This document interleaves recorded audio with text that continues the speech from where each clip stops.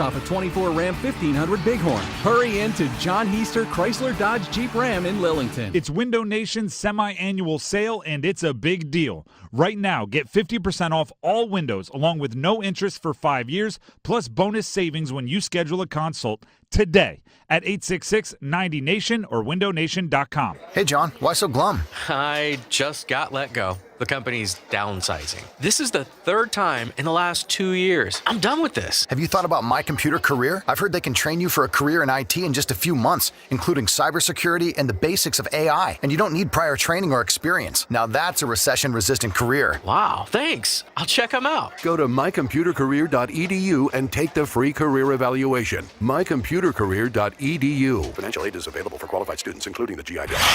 This hour of buzzer-beating, nail-biting, edge-of-your-seat sports action on 99.9 The Fan is powered by Ritchie Law Firm Injury Lawyers. Visit GotBryan.com. That's GotBryan.com. WCMC-FM HD1 Holly Springs.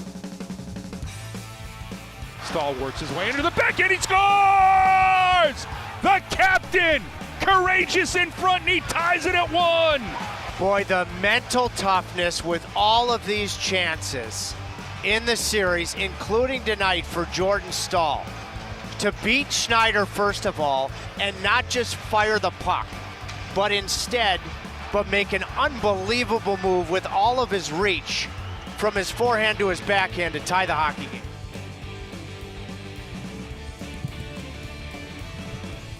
Welcome. It's the Adam Gold Show. On a Tuesday in beautiful, sunny skies. I don't care if it's raining. Yeah. Sunny skies. Still beautiful. Positive vibes. It's great. Just, bathing the Carolinas. Oh, yeah. After last night. Today is such a different Tuesday than it would have been if things went differently last night. Yeah, but they weren't going to go differently last night. No, because we made our picks and we put it out there, and all of our Canes picks went through. I'm just going to say that. All of them. That was something else last night. Fun night. Fun morning to to wake up and go, oh, cool, we got a game 6 on Thursday. We still have more hockey. We got like I said this yesterday. Hockey's fun. Mm-hmm. Playoff hockey is more fun. Double fun. Let's have more playoff hockey to watch, to deal with, to be emotionally invested in. Yeah. That's what we've got. We always thought, there was never a moment where I didn't think this was going to be a long series.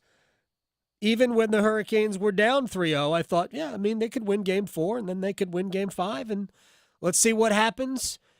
And I'm trying to remember who said it last night. I think it might have been on SportsCenter. I was kind of trying to watch some of the reaction to this. You didn't get any reaction right after the game because they went immediately to Dallas and Colorado. Yes, they're up against it. But there's nobody that didn't think this was going to be a long series. Yeah, no one.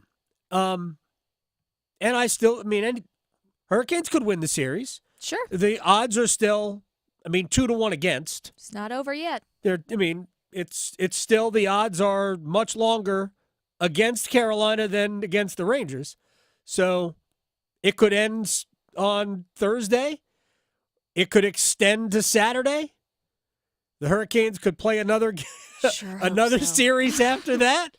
Or, honestly, we could be in a summer vacation by Thursday night at 10 o'clock. Yeah. That's just the reality, right? Lots of options. So, there's so many cool things to get into about last night. But just before we start, because there are other topics of conversation today beyond the Hurricanes, so I don't want you to believe that we will ignore them. No, I'm just kidding. Well,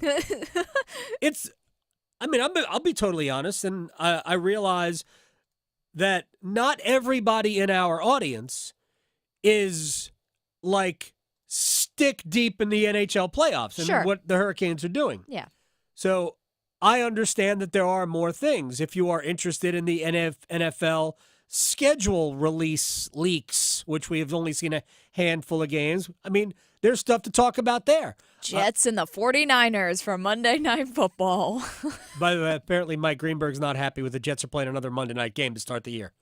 Oh, he thinks it's bad luck or something? I guess. Well, I mean, is Aaron Rodgers going to make it 8 plays exactly this year before tearing his Achilles? He'll be on the field for 8 minutes instead of 4. But Jared Goff got a stupid contract. If we have time, we'll talk about that. Bubba Cunningham is under fire at UNC. Ooh. We'll talk to Brian Murphy about that later. The Board of Trustees is like they're doing an audit of the athletic department. I'm not sure what they're thinking they're going to find. Is Bubba Cunningham taking, like staplers home, the Post-it notes home? I know. What are we doing here? No one likes an audit, though. Right. Some people cringed hearing that word. Well, it's not a tax audit. It's not a tax audit. They're like, why is the athletic department, why have they lost money? Yeah. Like, because athletic departments lose money. Yeah. And we should know this by now, during the pandemic, North Carolina didn't cut sports like some other schools did when there was no money coming in. Yeah. They just continued because they understand it. Bubba Cunningham is one of the best people in intercollegiate athletics. He just is. He and I philosophically disagree, although he is more, I think he's resigned to the fact that the colleges are going to have to start paying players. But fundamentally, like Jim Phillips, he is an old school, collegiate model guy. He's not ashamed to admit that either. So we fundamentally disagree. But like I said this about Jim Phillips yesterday, I mean, he's one of the best humans in intercollegiate athletics. But there are clear divisions between what the Board of Trustees thinks about Bubba Cunningham and what we think about Bubba Cunningham. Yeah. And I do believe a lot of this is political and a lot of this is future of the ACC. But we'll talk about that later. And the PGA Tour lost one of the most influential voices who is not a player in terms of Jimmy Dunn, who's a finance guy, made boatloads of money and has been on the PGA Tour policy board for a few years, and was one of the people behind the scenes who negotiated the, air quotes, framework agreement between the Public Investment Fund of Saudi Arabia and the PGA Tour to come together and form some kind of détente. He basically said, yeah, we're making no progress. I'm out. Yeah. Rory McIlroy couldn't get back on the board. Jimmy Dunn got off the board, and now the overwhelming feeling is that there will be no deal between the Public Investment Fund and the PGA Tour, which means that Live Golf is going to continue to try to, buy PGA Tour players because their money is play money. It does not have any value except to the players taking it. It doesn't have any value to them. Yeah. Zero value to Saudi because it doesn't make a dent in their overall wealth. When your public investment fund is worth $720 billion. Right, you're printing all the money. It just doesn't matter what you're paying. You can't pay enough to make a dent in your own wealth fund. So they are willing to throw this money all over the place, and they're going to continue to buy as many top players as they can. And because players are interested in all of the money, I think you'll see more and more go. That won't stop. That will not stop. The PGA Tour will not be able to stop this in spite of the $1 billion investment by SSG. All right, that's a different story.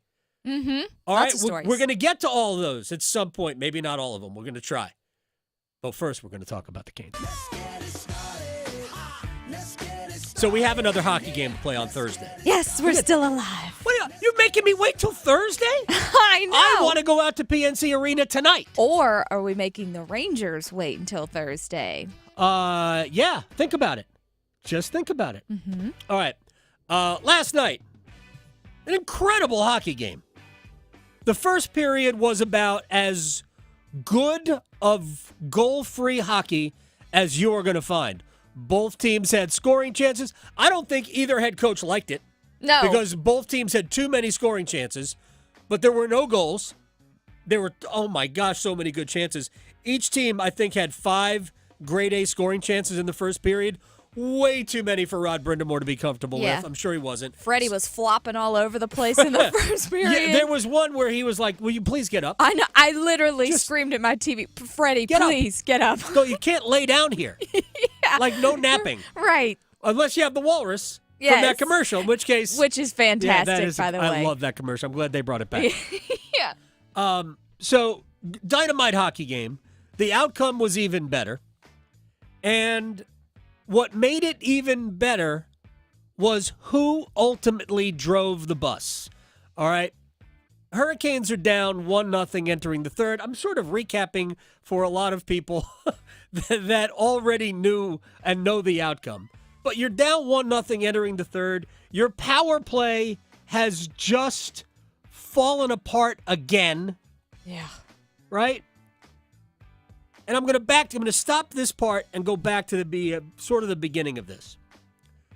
Jordan Staal has been the best player for the Hurricanes in this series. Hands down. I thought Andrei Svechnikov and Seth Jarvis were the 2 best players in the Islanders series. I'm talking about forwards. I thought those were the 2 best players in terms of performance in that series. Svechnikov 1, Jarvis 2.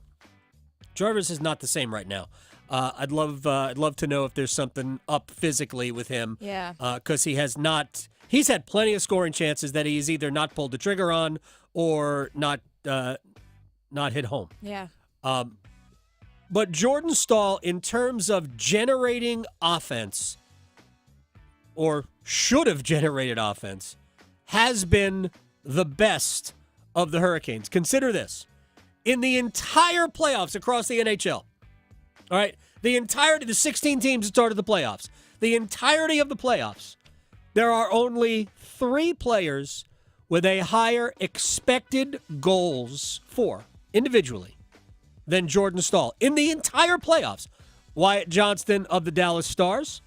Yes. Zach Hyman of the Edmonton Oilers. All great. And Pius Suter of the Vancouver Canucks. Yes. Those are the only players who have the way, like the scoring chances that they have created and have been a part of.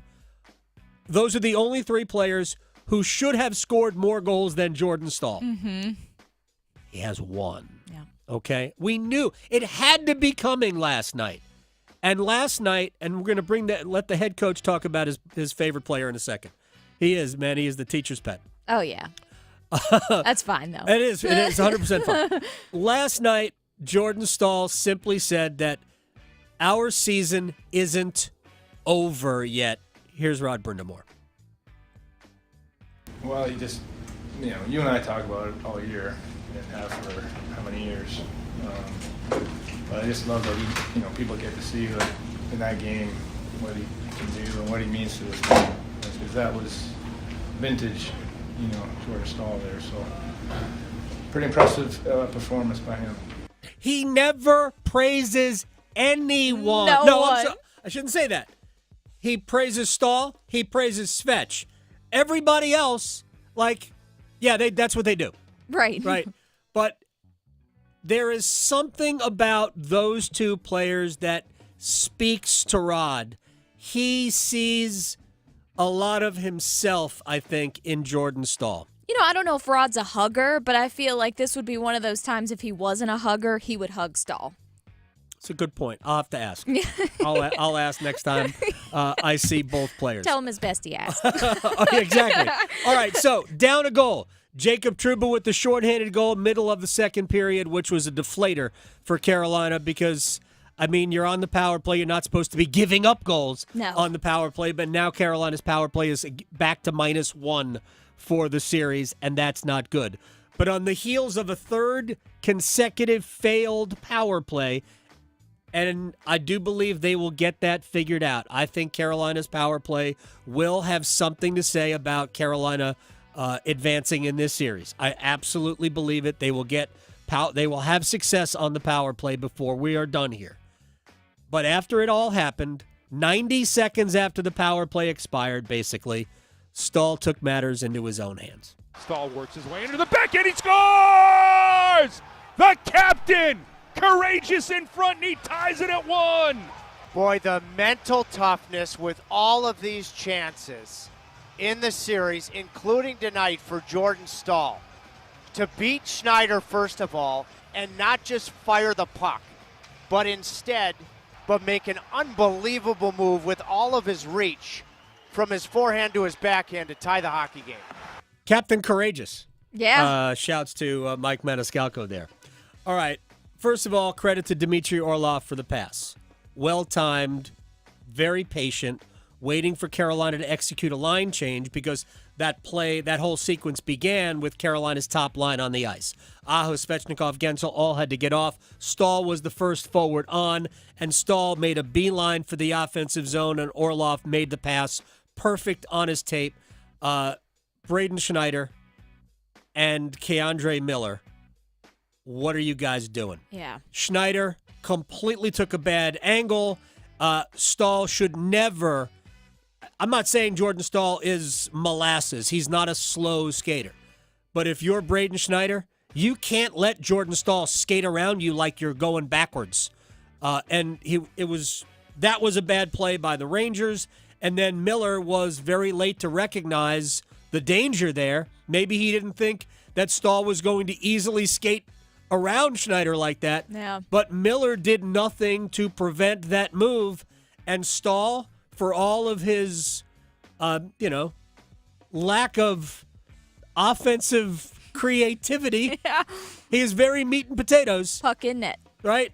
He managed to show the backhand, get Shesterkin to bite just enough, and then bring it to his forehand and reach around and get, past the pad into the empty net. So great. It was, and that was the goal that I think shook the Rangers and gave Carolina like 10,000 volts of electricity. It's like when you played the Super Mario Brothers game and you got the mushroom and it just went blue, blue, blue. I can't even make, yeah. I'm like in Miss Pac-Man mode. There you go, or that. Same general thing. Yeah. But that goal just opened it up.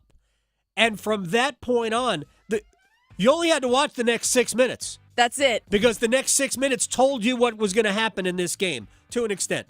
The next goal was also, vintage. What did we talk about with Carolina? The way they play, you want the bad angle shots. The bad angle shots are part of the system to create rebounds. I'll go back to Game 4. Teuvo Teravainen, the shot that led to the Steph Nason goal in the first period. Yeah. Right? That's not a shot to score. No. There's no chance that shot is going in on Shesterkin, but it's not supposed to. It's supposed to be there for a rebound, and then you have guys there. So the Shea shot from above the left face-off circle, pretty close to the wall, is there for a rebound, and somehow Yevgeny Kuznetsov beats Artemi Panarin right to the top of the crease. Here's how it sounded. Now Nason, he'll drop this back for Kotkaniemi. Drive out in front, rebound, Kuznetsov scores! Well, the bird flew north. Carolina with a 2-1 lead at Madison Square Garden. I love that. I love that. It's great. And look, that's the second time Panarin got beat on the Aho goal in the first period of game number 4. I'm surprised, but I'm happy to see Panarin dropping the ball like he has been the past couple games. That line, Panarin, Trocheck, Lafreniere, has been troublesome defensively for the Rangers. Yeah. By the way, we're going to get into this later, but Carolina's forwards are having a very good defensive series. Anyway, 3 minutes after that, great forecheck by Jack Drury. He basically, whether he gets credit for a takeaway or not, his check knocked the puck off Jacob Trouba's stick. Martin Necas was first to it. I thought he played a very good game last night, and then Jordan Martinook is in the slot. We'll give it away to Necas out in front. Martinook scores! Necas to Martinook, and it's an offensive explosion in the third period. Carolina has a 3-1 lead. I am not one to criticize the national broadcast. I don't believe in it. Ugh. I don't believe that they are rooting. I don't think they have a rooting interest one way or the other. Right. But it did seem like heavy Rangers. Heavy. It seemed to me, and he is one of my all-time favorite broadcasters.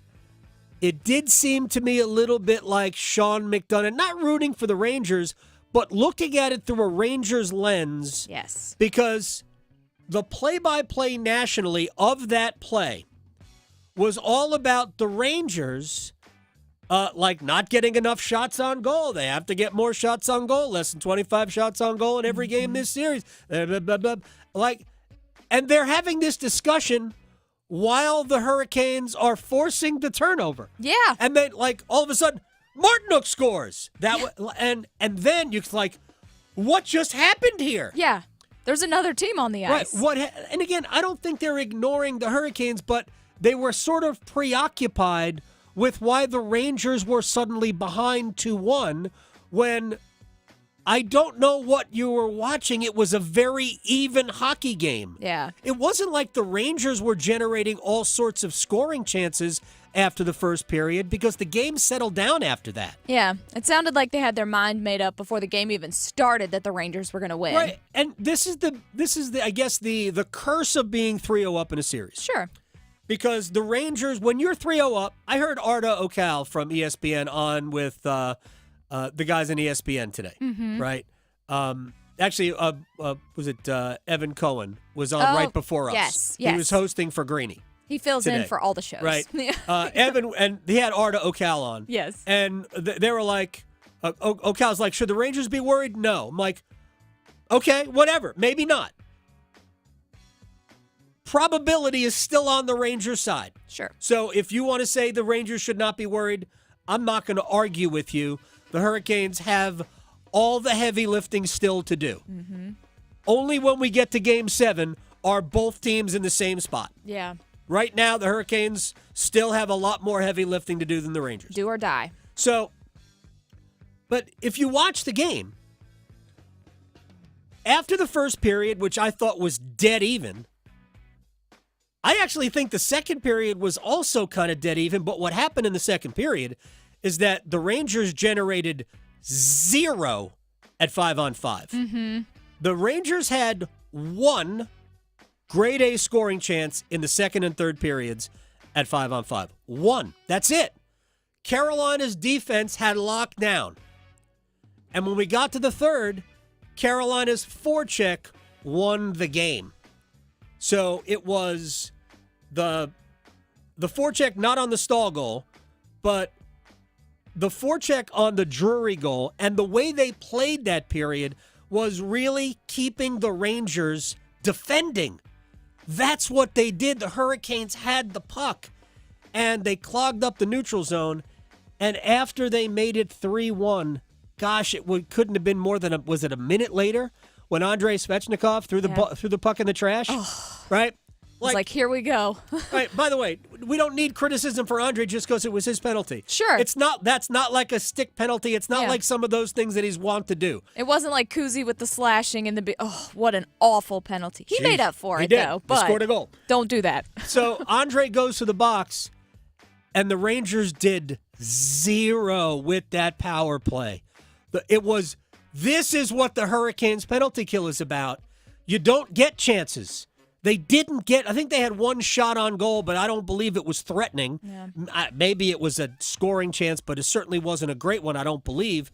But Carolina kept getting the puck and knocking it down the ice, and which is what they do. And when they killed that penalty, I thought you saw the air come out of the Rangers. Oh, yeah. The Rangers looked at that as this is our chance to make this a 3-2 game and put scoreboard pressure back on the other team, and it did not happen. And then the fans started walking out. People. Yep, they left. Come on. Just walking right out. So they pulled Shesterkin with 3:44 left. Yeah. That's a lot. I think Peter Laviolette was right. Right. If you're not generating chances, sure, then it doesn't matter. Pull your goalie. The final score is immaterial to anything. Mm-hmm. So, yeah, you should pull your goalie if you're not generating chances, and they were generating nothing. But they didn't generate. Actually, they had a halfway decent chance in the slot, but it was blocked. the puck fell to Natchez, and he just turned and rifled it down, What straight a down great the middle. shot. Geographic center of the net. Wow. Anyway, let me get to a couple of things about the game last night. We're going to talk to Chuck Caton, by the way, in about 6 minutes. And this is really about the guy who did it, right? It's about Jordan Staal, who carried the team. So let's start with Jordan Martinook, who was asked in the postgame what the big guy means. I think he showed it. Just incredible play by him. I felt the whole game he was leading us, and when you got a guy that does it the same way every night and just plays the same style and in your face hard, it's not everybody wants to jump on, and that's what your captain does. He was incredible tonight. Everybody jumped on his back, and he led us for sure. By the way, Jordan Martinook is also one of those types of players, I would point out. Yeah. So remember I said that Jordan Staal is 4th in the NHL in expected goals for, in terms of individual expected goals, in the entire NHL in the playoffs at 5-on-5. Jordan Martinook is 5th. Wow. Yeah. Look at him go. Yeah. Martinook has had, without scoring, this is his second goal.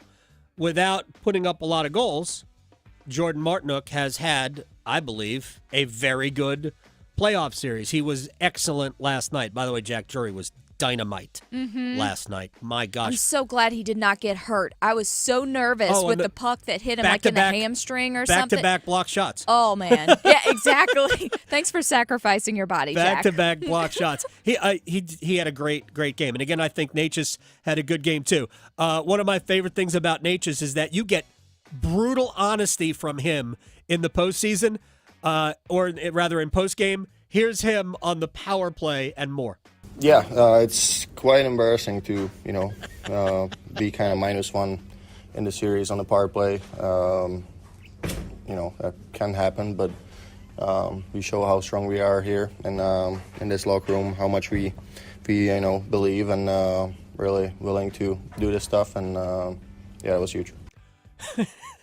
Yeah, it's embarrassing. I mean, it's true. Find the lie. I hate that they had a second shorthanded goal. It's true. Find the lie. It's embarrassing that we're -1 on the power play. Yeah. And he's right. It is. All right. Well, we live to play one more hockey game. And maybe there will be 2. Hopefully. We'll see. We'll just put it out there. But we live to play one more time. Chuck Caton, Hall of Fame voice of the Whalers and the Hurricanes for 39 years, joins us next. Going beyond the box scores. Adam Gold on the North Carolina Sports Network. We're in! Yes! Yes! Let's go, Canes! Let's go! Hurricanes! Let's go, Canes! Playoff hockey in Raleigh is something that you can't describe, and it's because of you. So we want to be here. The Canes' road to the Stanley Cup runs through us. 99.9 The Fan.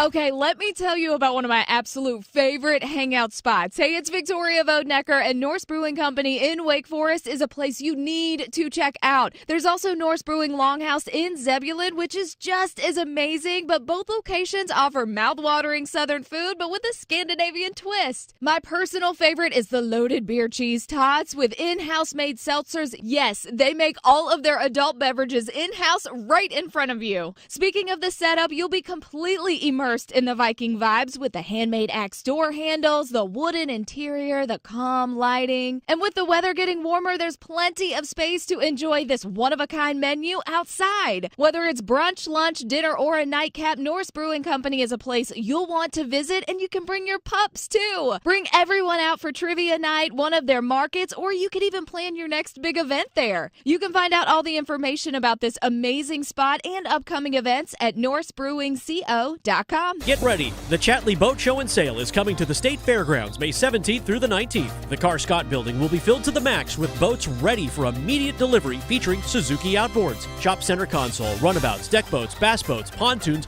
aluminum boats, and more, all under one roof. Boat Show only savings, discounts up to $8,000, factory rebates, and special financing on site. The Chatley Boat Show and Sale May 17th through 19th at the Car Scott building on the State Fairgrounds featuring Suzuki outboards, free admission and parking. Fellas, don't get stuck on first base. Hit a home run with help from Arise, the urology clinic for men. We can help your performance with Core Wave Therapy, a pain-free, drug-free way to break up blockages and get you back in the game. No pills, no painful injections, and it only takes about 20 minutes. Score real help for your ED issues from Arise Urology Clinic for Men in Cary. Call 919-459-5400 or visit corewavetherapy.com. Hey, it's Roger Moore, CEO of Loan Pronto. If you're like me, you're getting crushed by rising costs of everything these days. I get it. It's brutal, and credit card rates are ridiculous and going higher. That's why at Loan Pronto, we launched our Express Equity Line of Credit to bring you the relief you and your family need, using your home, your most valuable asset. We've helped thousands of people like you get fast relief with cash. The average homeowner who does this gets tens of thousands in just days and is able to save $850 per month in overall expenses. I'm talking life-changing money. Your money that you have access to right now. Listen, if you're ready to get control of your finances and get off the hamster wheel, call Loan Pronto. You can get approved for Express Equity Line of Credit in just minutes, and we can get your cash in less than a week. Stop digging a deeper credit card hole today. Call Loan Pronto now. 919-381-1760. 919-381-1760. LoanPronto.com. 919-381-1760. Equal housing lender. NMLS 166-1781. Subject to lender approval. NMLS ConsumerAccess.org. eBay Motors is here for the ride. Go ahead, feel your engine. Admire that perfectly installed exhaust. Your vehicle's moving along this freeway like it was made from fresh installs and a whole lot of love. With eBay Motors, you get over 122 million parts to keep it running. And with eBay Guaranteed Fit, they'll be the perfect fit every time. Plus, at these prices, well, we're burning rubber, not cash. Keep your ride or die alive at ebaymotors.com. Eligible items only. Exclusions apply. This is Adam Gold. Please let the coach and GM pick this year. Right. And they put this on the sign outside of the restaurant, and I guess David Tepper actually went inside this restaurant. Do you know that there is security video of that visit? Wow. The Adam Gold Show.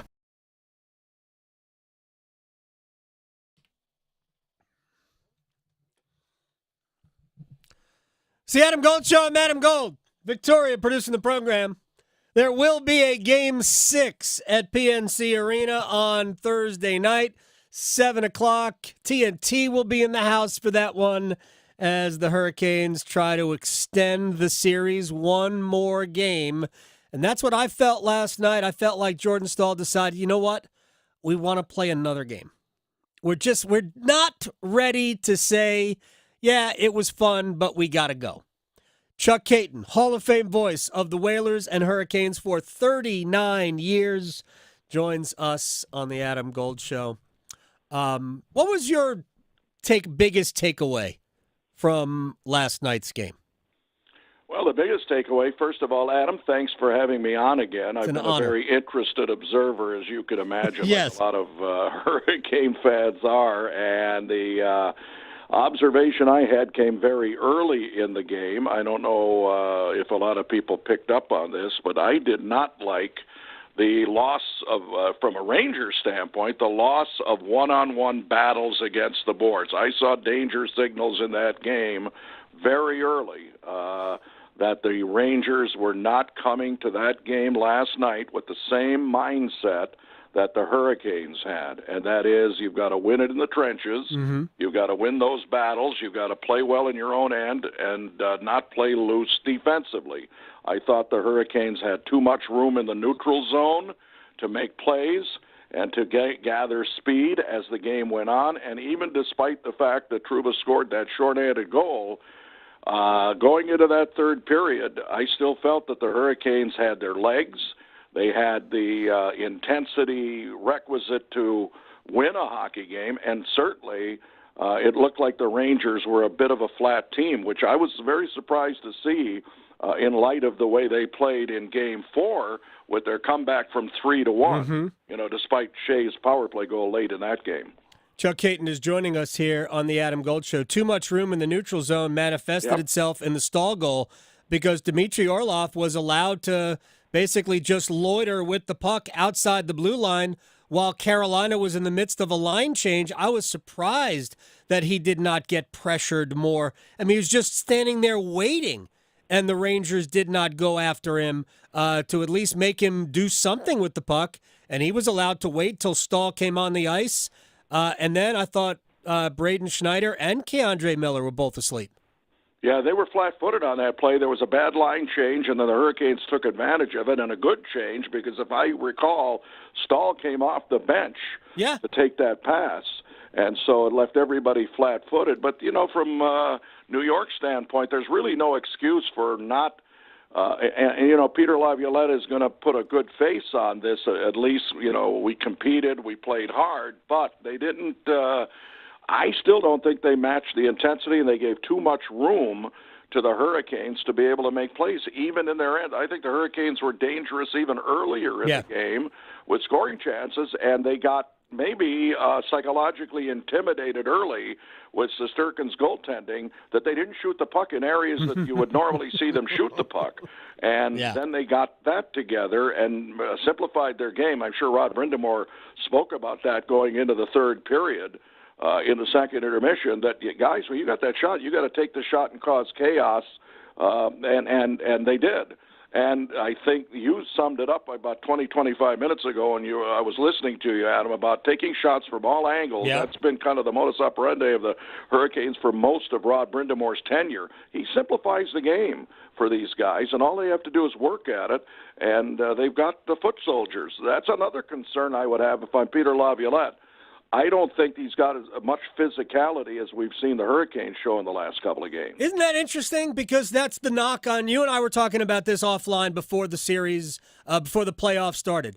The Hurricanes are known as a team that you can push around. And theoretically, the Rangers, with guys like Trouba, right, and to an extent Matt Rempe, who has had zero impact in the 2 games that he's played, and they definitely miss Filipino as a game changer for them among their offensive forwards. He actually played second-line center before he went out with his concussion ahead of Vincent Trocheck, and then we all see what Trocheck has been like this year. But the Rangers have not shown the physicality that, say, Florida did a year ago in that series where Florida manhandled Carolina for a lot of that series. I've been a little surprised that we haven't seen a little bit more physicality. They have some guys who can do it. Trouba certainly can.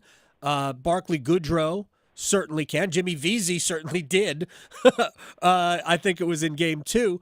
But so that has been a little bit of a surprise. But I appreciate the fact that the Hurricanes have really taken the fight to the Rangers. I'm not like snowed by the hit total. The hit totals have favored the Rangers. I think Carolina's been the more physical team. Yeah, I think with impact hits, and you have to go back to the game where Svechnikov was a wild man in the first period, even though they did blow the 3-1 lead in that game. I mean, he set the tone. I would expect that's going to happen again on Thursday night at home because you get juiced up with the crowd and you've got that little pep in your step. And the only thing I would say is, there's guys like Keandre Miller that's not using his size. As you said, Trouba, will make the hit. But again, I still think giving too much room to make plays has been the Achilles heel for the Rangers, and good on the Hurricanes because what they've done is now they've used the mantra of we've got to live to play another day. Right. Now I think in a funny way the pressure will be off the New York Rangers coming in Thursday. And they will be the team that the Hurricanes will be the team under more pressure to perform at home. And if they can get over that hurdle psychologically, it's a mind game. Yes. I can't think that the Rangers can play 3, and I'm not going to say 3 complete subpar games because certainly Game 4 wasn't that way. But I thought that they were just terrible last night, and the Hurricanes took good advantage of it. And, are they going to play 2 bad games in a row? That's the question. But they have to answer that question themselves. But I think the Hurricanes are going to be consistent, and they're not going to vary their style or vary their intensity level because they're still the team that is the underdog on it. But, funnier things have happened, and could they be the fifth team in history to battle back from 3-0 down? I know I'm getting a little ahead of myself, but I think they got a good opportunity to be the fifth team to come back from 3-0 down to win a series. Well, here's the thing about it. Chuck Hayton is joining us here in the Adam Gold Show. If you go in history, only 9 teams. There have been, I think, 205 teams that have been 3-0 ahead in a best-of-7 series. Only 9 have ever taken it to a Game 7. Wow. So, right. Yeah. So 5 of them did not win the series. 4, including the 2014 LA Kings, led in many ways by Justin Williams, Mr. Game 7. Those only 4 have ever won it.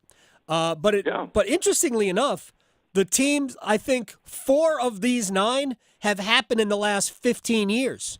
So it's become a little bit more, not prevalent, but because it's certainly not, but it's been a little bit more possible. I don't know what you make of that, but I think Carolina, first of all, I don't think the Hurricanes, they were down 3-0 in the series, but unlike last year, I don't think there were, other than the power play, I don't think there was anything at all between these two teams. The Hurricanes could have been down 2-1. They could have been up 2-1 if they had gotten a break here or there.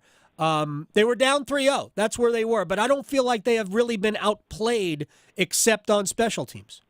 Yeah, and that could be frustrating psychologically, but the Hurricanes don't seem to be persuaded that way to feel down about it. I think you're right, Adam, and I think Ray Ferraro on the broadcast last night on ESPN said it best, that he said, nobody expected this to be a sweep or a 5-game series, but it was also an odd way to turn it into 3 games to 2 now. And it doesn't matter how it happens, whether there are 3-game winning streaks and now a 2-game winning streak to get you there, but everybody thought it would be a long series, and that's what we're seeing now because these two teams were only separated by, 3 points in the regular season, and you could argue that either could have won the division, and I guess that what I'm saying is expect the unexpected because I think Hurricane fans remember 2 years ago when everybody won their home games, and then Game 7 came along, and it was a clunker, and the Rangers ended up, I think, winning that game 6-2 or something like that. Yeah, they got off to a good start, 2 power play goals in that game. Rangers scored 4 power play goals in the last 2 games of that series. And if that happens again, and it'll lead me to the next point, if that happens again, Carolina's obviously in trouble because it doesn't look like their power play is going to be able to match if the Rangers go crazy again. But the penalty kill, and Trip Tracy brought this up to me yesterday in our conversation for the pregame show.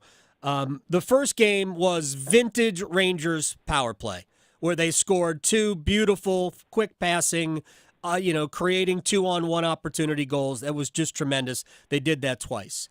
The other 2 power play goals were essentially goals that could have been avoided if Carolina was stronger and Freddie Anderson was stronger in front of his net. Those 2 power play goals that ended up being the difference in Game 2. But since then, the Hurricanes' penalty kill has looked vintage. 8 in a row. Last night was great, 3 for 3. The game before was 4 for 4, I believe. Or no, 1. They were 1 for 1, and then the game before that they were 4 for 4. So the penalty kill looks like it's kind of getting back to what it's supposed to be. Absolutely, and that's again, when everybody talks about penalty killers have to work hard and work smart to kill a penalty.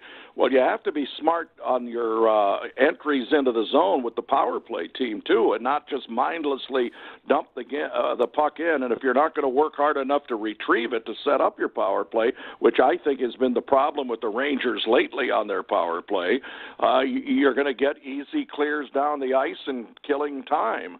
And I think that another aspect, I think the Rangers are taking for granted, we'll get the puck in the zone and we'll make these pretty plays. They're not moving the puck fast enough as they did in the first game.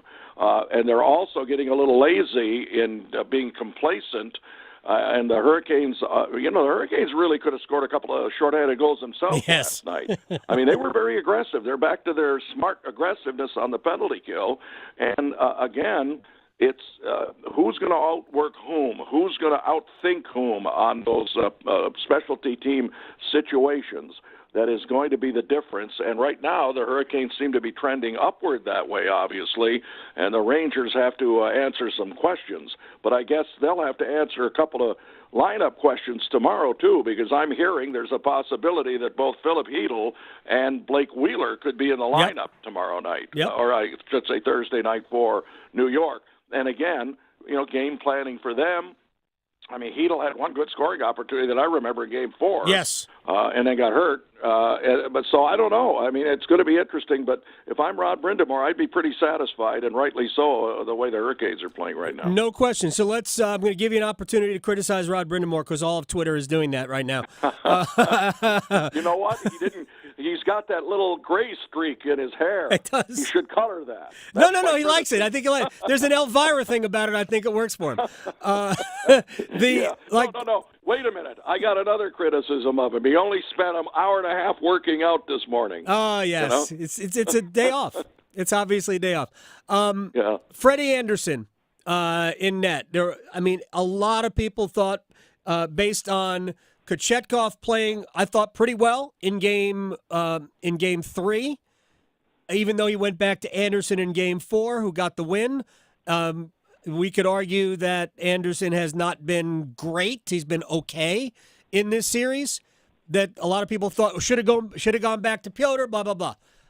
You have thoughts? Does it matter to you who Carolina starts in goal? Yeah, I do think it matters, and I think they should stay with Fred Anderson. The bottom line to me is you've got your number one goalie. I thought, and I even thought that, not to second-guess Rod, I mean, he's closer to the situation, but I think that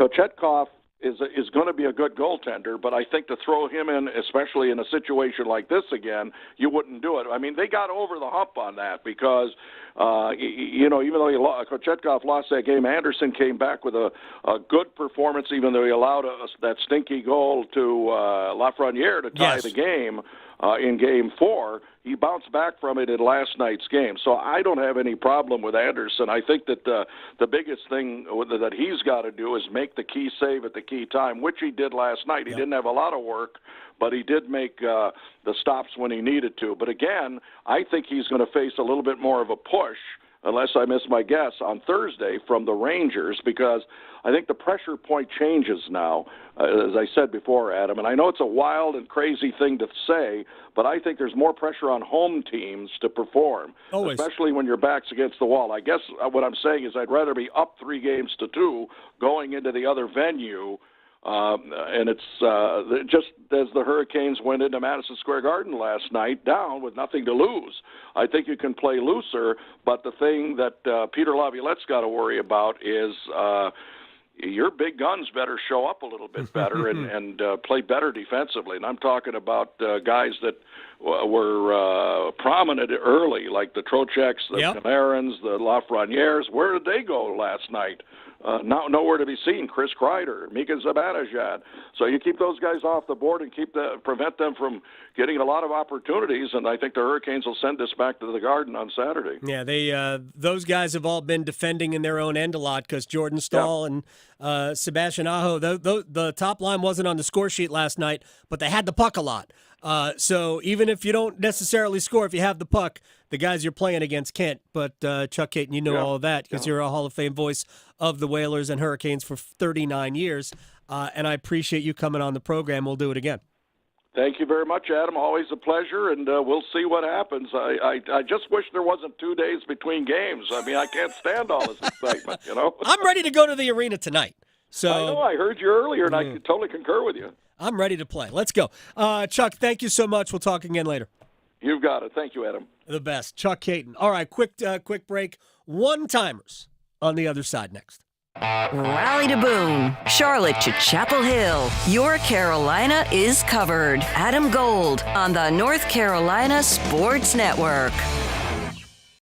Saturdays are for action-packed racing. A sun-drenched Saturday of speed is coming to Charlotte Motor Speedway when the NASCAR Xfinity Series takes center stage in the BetMGM 300 on Saturday, May 25th. It's a no-holds-barred showdown of NASCAR's rising stars dueling for glory at America's home for racing. Kids 12 and under get in free. It's maximum fun and maximum value. The BetMGM 300, May 25th. For tickets, visit charlottemotorspeedway.com. The PGA Tour's next stars return to Raleigh for the UNC Health Championship. May 30th to June 2nd, hosted a few short miles from downtown at Raleigh Country Club. Feel the excitement watching Korn Ferry Tour professionals compete at one of the Triangle's most exciting sporting events of the year. From the stadium-style 17th hole to the expansive viewing areas, it's a fan experience you won't want to miss. Great golf and great food from Empire Eats Restaurants and Two Roosters Ice Cream. Get your ticket today at UNCHealthChampionship.com. It is playoff time in the NBA and the NHL, and FanDuel is America's #1 sports book for a reason, people. Adam Gold here, and new customers can get $200 in bonus bets guaranteed when you make your first $5 wager. Just tell them you know me. FanDuel.com, promo code AGS to sign up. FanDuel.com, promo code AGS to sign up. Hurricanes goals, Nikola Jokic triple-doubles. I don't know. $200 in bonus bets, win or lose, when you make your first $5 wager. All you have to do is go to FanDuel.com, promo code AGS to get started. It's that easy to make sports even that much more enjoyable. FanDuel is America's #1 sportsbook. Must be 21 and older and present in North Carolina. First online real money wager only, $10 deposit required. Bonuses issued as non-withdrawable bonus bets that expire 7 days after receipt. Restrictions apply. See full terms at FanDuel.com/sportsbook. Gambling problem? Call 877-718-5543 or visit morethanagame.nc.gov. If you pay your city or town for electricity, you live in a public power community. Our public power providers in North Carolina keep the power on 99.9% of the time. That averages out to be less than 1 hour a year without power. Public power line workers who work day and night, rain or shine, are key to that unbeaten reliability. Better reliability, fewer outages, faster restoration. That's the value of public power. Learn more at electricities.com. Your background may not include agriculture, but 2 years at the Agricultural Institute will prepare you for a career in it. Whether you are a military veteran with an arsenal of skills, kickstarting your second career, or about to graduate high school, the Agricultural Institute at NC State University is the right place for you. Nurture your passion and find your career. Learn more about our program online by searching NC State Ag Institute. Deadline for fall enrollment is June 1st. 2 years, 1 degree, endless possibilities. People who are pregnant who have syphilis or contract syphilis can have children with profound health outcomes. Congenital syphilis is 100% preventable. I mean, it's treated by the oldest antibiotic known to man, penicillin. We need to make sure that people have access to testing and people have access to treatment and that we don't delay. Find testing and learn more about syphilis at syphilis.nc.gov. Are you taking care of someone on Medicare? Navigating Medicare can be overwhelming. You're not alone. The NC Department of Insurance SHIP program can help you figure out what steps to take and when. SHIP counselors can answer your questions. Visit ncshiip.com or call toll-free at 855-408-1212. SHIP provides free, unbiased help in all 100 counties. Project supported by grants from the Administration for Community Living. Contents do not necessarily represent official views of, nor an endorsement by ACL, HHS, or the U.S. government. This is Adam Gold. It was crazy, too. After the first period, the shots on goal, the Maple Leafs goalie didn't even have to do anything most of the game. Yeah, Joseph Wall was bored. Yes. In the first period. He was knitting a sweater at one point. I mean, lovely. A lovely sweater. He was making syrup. I mean, it was weird. The Adam Gold Show.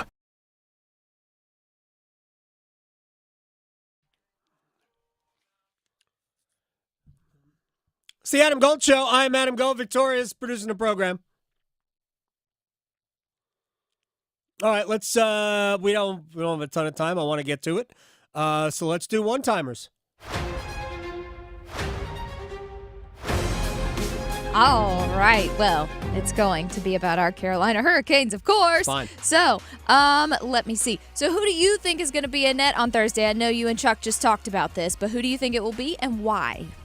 It's going to be Freddie Anderson. Rod starting Freddie Anderson in Game 4 and certainly in Game 5 tells you that it's Freddie. In the next round, I wouldn't be surprised to see Pyotr Kochetkov play. But not in this round. It'll be, unless Freddie gets hurt, it'll be Freddie the rest of the way. Unless they happen to win Game 6 and Freddie stinks. Yeah. I think it'll be Freddie in Game 6 and 7. Okay. Now, what do you think was more of a boost for the Canes? Shea getting the first power play goal in this postseason, or Stahl finally getting his goal last night? Well, the Shea goal won a game, but I could argue that the Stahl goal won a game too. And watching your captain play the way he's been playing and finally getting rewarded, that was Nugenics for the whole team. Yes, exactly. I'm sorry about that. I apologize. Especially if people know what that is. By the way, yes. People are on Twitter. Yeah. Can we stop with the Blue Chew? Oh, the Blue Chew. Can we stop with that? ESPN, they're blue chewing it up these days. Oh, it's on TV too. It's all over Twitter. Please leave me alone. It's all over the place for sure. So I know a lot of people noticed yesterday, and speaking of Twitter, we're talking about what is this relationship? So some people are confused between Trocheck and Aho. Some people thought that they were friends, but last night Trocheck had a lot to say to Aho, and Aho, God bless him, I love him. He was just like, okay, yeah, buddy. He had that face the whole time. So how do you interpret this relationship? Is it basically just Trocheck doing Trocheck things, trying to get in his kitchen because they weren't winning? One of the things that I love about Vincent Trocheck when he was here is that he's a pest. Yeah. He's not he's a good he's a He's pest. a nudge. He's the a nudge. right. Trocheck is a nudge. He is a great player, but he is a pest. He is a nudge, and he plays for the other team. Yeah. Those guys, I'm sure, are fine with one another when the series is over. Right. And one of them gets over whatever happens when their team loses. That's fine. But I got no problem. We see it all the time. Yeah. Trocheck and Gensel are definitely not interested in each other. That's not nudging for sure. And last but not least, so do you see, going to a different hockey game, Bruins, Panthers, do you see the Bruins coming back even without their captain, done. Brad? That series is over tonight. It's unfortunate. The Bruins don't have a good enough team even with Brad Marchand. Florida wins that series tonight. Going beyond the box scores. Adam Gold on the North Carolina Sports Network. Adam Gold here from my friends at FanDuel, America's #1 sports book, with this reminder: if you sign up now, FanDuel.com, promo code Adam Gold, and you make your first $5 wager, FanDuel will give you $200 in bonus bets guaranteed, win or lose. Of course, if you took my advice yesterday, Canes to win, Jordan Martinook anytime goal, you were plus 660. FanDuel.com, promo code Adam Gold. $5 wager gets you $200 in bonus bets guaranteed, win or lose. Right now, the Hurricanes are plus 200 to win the series. That ain't bad for a team that was 3-0 down, right? FanDuel.com, promo code Adam Gold. FanDuel's America's #1 sportsbook. Must be 21 and older and present in North Carolina. First online real money wager only. $10 deposit required. Bonuses issued as non-withdrawable bonus bets that expire 7 days after receipt. Restrictions apply. See full terms at FanDuel.com/sportsbook. Gambling problem? Call 877-718-5543 or visit morethanagame.nc.gov. Oh, this North Carolina Education Lottery Winners Club espresso is strong. Pace yourself. New winners tend to overdo it on the coffee. And with new scratch-offs out, well... Hey guys, I'm a new winner. My name's Steve. What's your name? I really love this coffee. Wow, this place is great. Glad I grabbed a new scratch-off. Okay, nice to meet you. Gonna get a massage. Ooh, I think I need to relax. Told you. This month's tickets pack $135 million in total prizes. The Winners Club awaits. Must be 18 to play. Approximate overall odds of winning range from 1 in 3.41 to 4.25. Problem gambling helpline 877-718-5543. Direct Auto Insurance is for uncompromisers. The people who refuse to make trade-offs in life. Like Kelly, when her old car insurance got so expensive that she couldn't afford to drive anymore, do you think she started carrying her groceries for miles? No.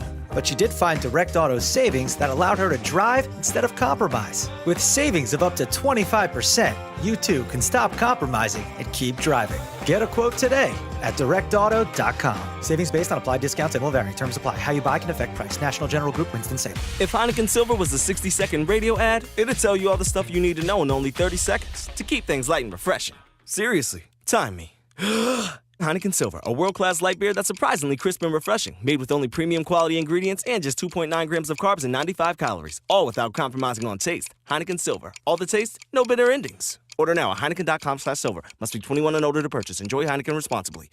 Whew, 30 seconds, that's it. Done. Peace.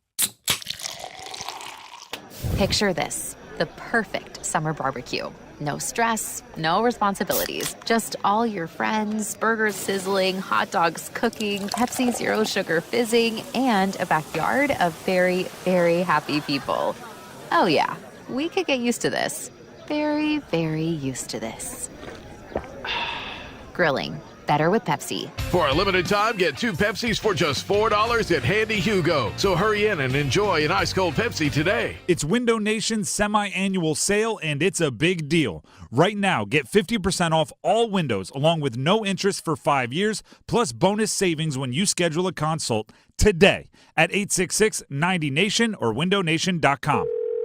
Thanks for calling Discover. This is Gabby. Hey, Gabby. It's Jennifer Coolidge. Hi. I'm so glad I reached you at 2 a.m. Oh, of course. Anyone with a Discover card can call and talk to a real person 24/7. Now, how can I help? Yeah, I used my Discover card to buy these yellow pleather pajamas, and I'm just not sure I'm pulling them off.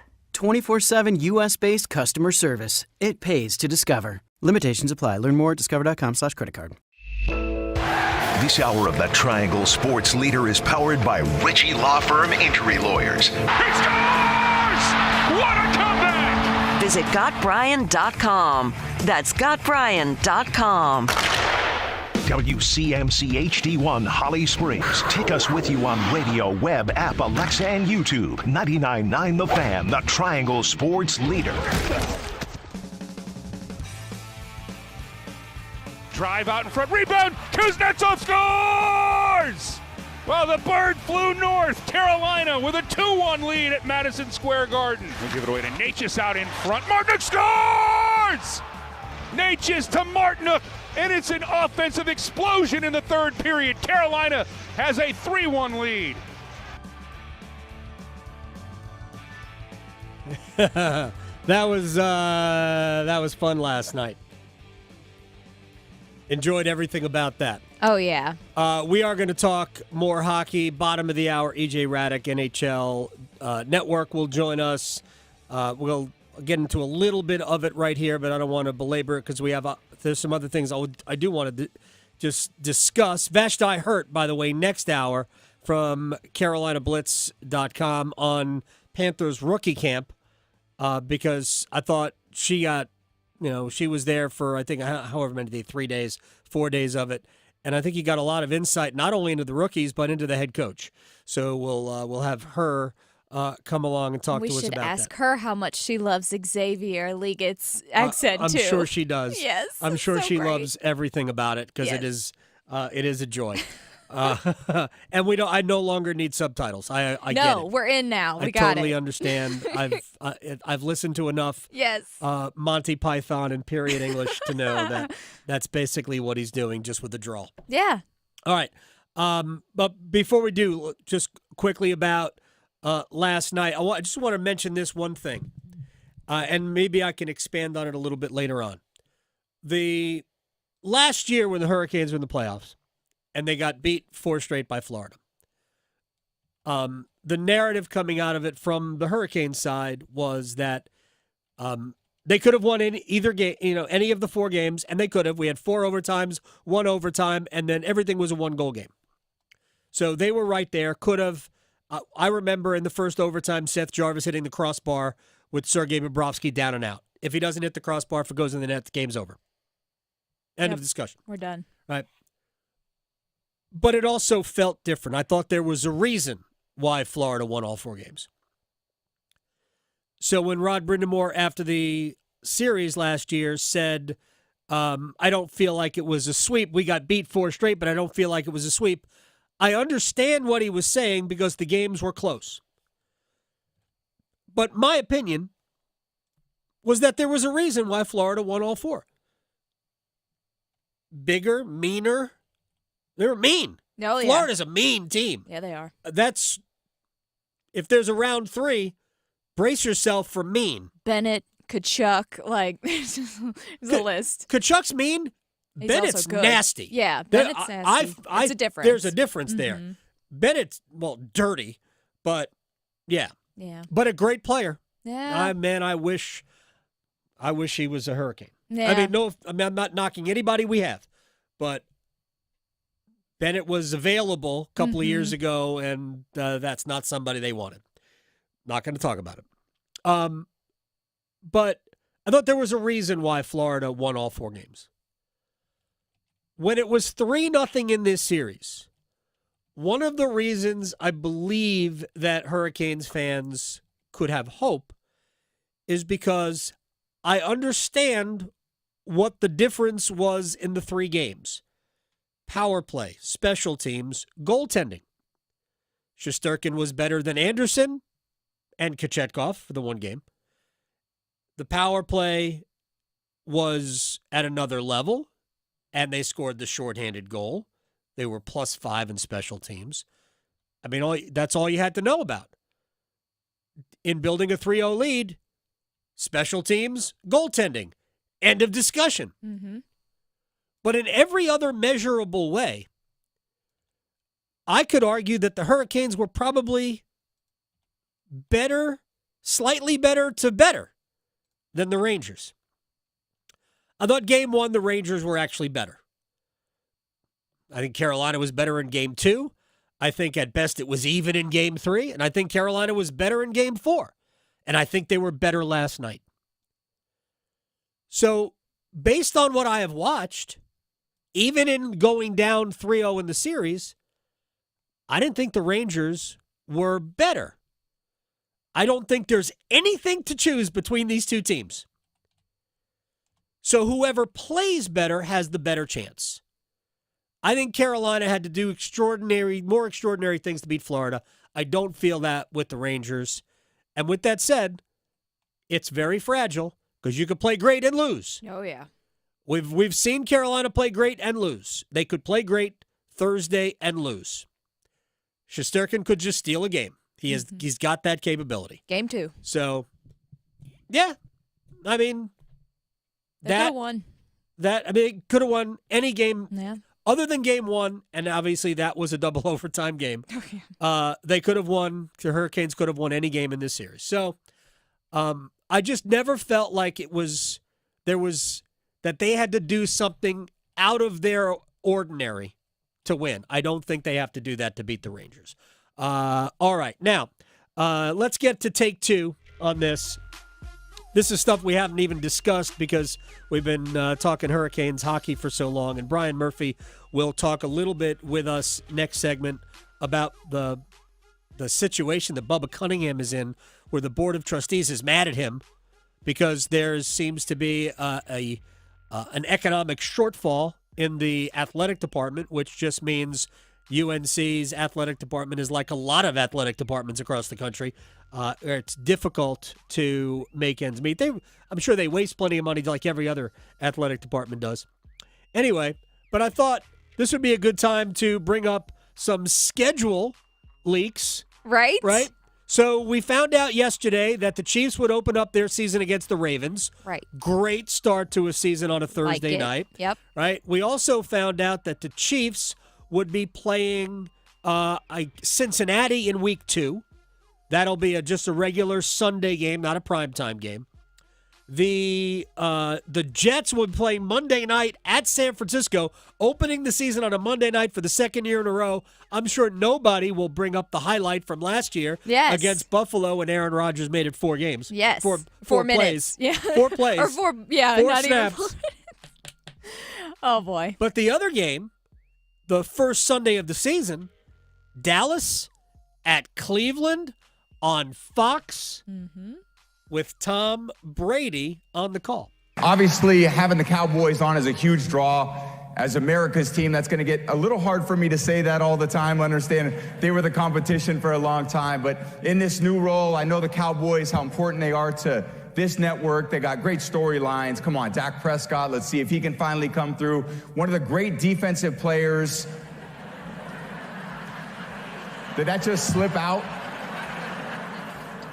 Micah Parsons, what a great player he is, and Coach McCarthy. So I love covering them. I've been obviously going against them for a long time, and now I get to tell everyone how great they are. Oh, I already like what you're doing, man. I already like it. You get one roast, and this is the new Tom Brady we have. Wow. Look at that. Yes, just did that slip out? He's got jokes. Hey, he's not wrong. No. He's not wrong. Speaking of quarterbacks,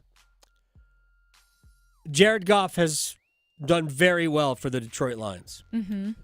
This is my own personal belief system when it comes to sports. When you pay good players great player money, you lose.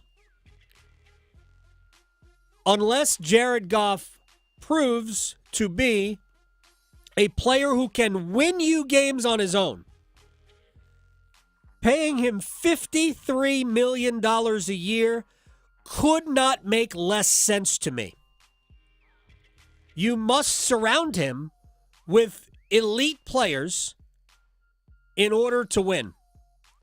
So at some point, the Lions, because of having paid Jared Goff all of this money, at some point, the Lions will have to say, hey, Jared, we need you to go out and win us these games.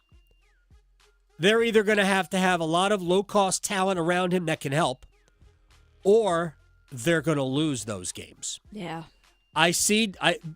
Look, there's only a handful of quarterbacks that will go out and win you games, that have that kind of ability to win you games.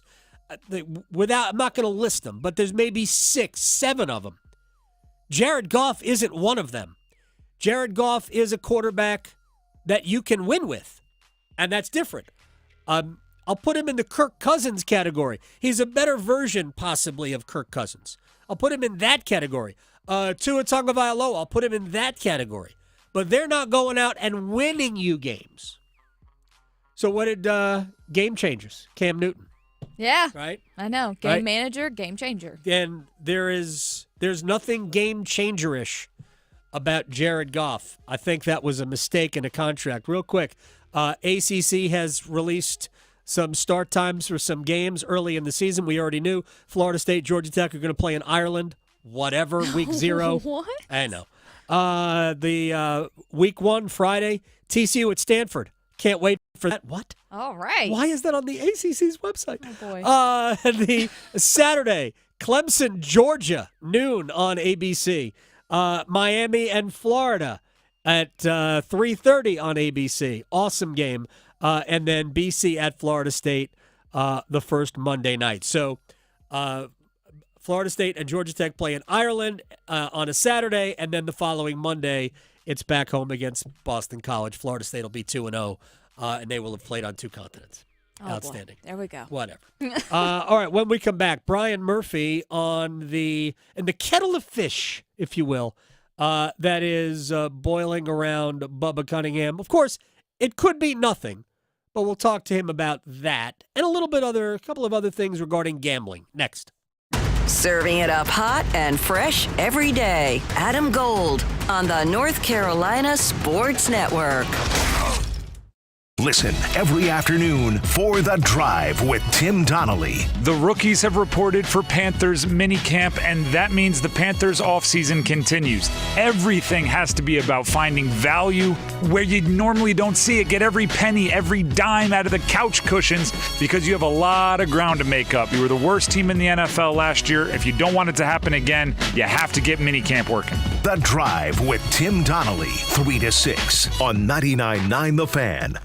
Hey, it's Adam Gold from a man, Coach Pete DeRuta, Capital Financial Advisory Group in Apex. And he has a tailor-made strategy to get you to retirement with everything you need to do whatever it is you want to do. If you want to go deep sea fishing every day, well, Coach Pete DeRuta can help you with that. All you got to do is call, and you should do that right now so you can take advantage of this incredible offer. 888-843-0013, 888-843-0013, or if you don't want to talk to a human being, you can text Adam to 600-700. And here's what happens when you do that. You get Coach Pete's total customized retirement plan for your retirement for free, no matter where you are on the retirement planning spectrum. Whether you just entered the workforce or you're in the latter stages of your employment career, now's the time to get ready. Coach Pete DeRuta, Capital Financial Advisory Group in Apex, 888-843-0013, or text Adam to 600-700 and plan for your retirement with Coach Pete DeRuta. Get ready. The Chatley Boat Show and Sale is coming to the State Fairgrounds May 17th through the 19th. The Car Scott building will be filled to the max with boats ready for immediate delivery featuring Suzuki outboards, shop center console, runabouts, deck boats, bass boats, pontoons, aluminum boats, and more, all under one roof. Boat show only savings, discounts up to $8,000, factory rebates, and special financing on site. The Chatley Boat Show and Sale May 17th through 19th at the Car Scott building on the State Fairgrounds, featuring Suzuki outboards, free admission, and parking. It's bow time. Listen up, because we've got some big news to share. You might want it down for this. Bow Sauce is back at Bojangles. If you think you missed it, just imagine how our Supremes must have felt. Because there's no better sauce to pair with our crispy golden chicken Supremes. They're already boldly seasoned to perfection, but add Bow Sauce and you can taste a truly legendary combination that will make you want to yell, "It's bow time." So don't wait. Grab a Supreme and dip into some Bow Sauce. It's bow time. There's no time like bow time. Time to stop whatever you're doing to satisfy your craving for flavor with a Bojangles Chicken Supremes dinner. Choose a 3-piece or 4-piece Supremes dinner. Get your choice of fixin', a biscuit, and legendary iced tea. And don't forget the sauce for dipping, because Bow Sauce is back. That's right, Bow Sauce is back. Hungry for flavor and value and love the Bow Sauce? Then it's bow time. They say consistency is the key to success. They weren't wrong. So how about grabbing a beer that's consistently smooth, consistently refreshing, and consistently light? You might just find that the road to success can be pretty enjoyable. Michelob Ultra, the perfect balance of taste and refreshment, and only 2.6 carbs and 95 calories. It's only worth it if you enjoy it. Enjoy responsibly. Anheuser-Busch Michelob Ultra Light Beer, St. Louis, Missouri. At Lowe's, save big every day when you buy in bulk. Save 10% when you buy 20 or more select self-leveling underlayment. Plus, save an extra 5% every day on eligible purchases when you use your Lowe's Business Credit Card. Visit us for the materials you need. Lowe's knows savings. Lowe's knows pros. Selection varies by location while supplies last. Discount taken at time of purchase. See sales associate for details. 5% offer subject to credit approval. Exclusions and terms apply. See store at lowes.com/credit for details. This is Adam Gold. I got news for you. If I see a hammerhead shark swimming near me in open water, nope, we're gone. Bye. We're done. I'll be on the dock. I'm done. I've seen Jaws. You can't fool me. Yeah, I'll be on the dock. Yeah. I'll be, or in the boat or something. I will not be. Yeah. I will not be in No, open thank you. water. The Adam Gold Show.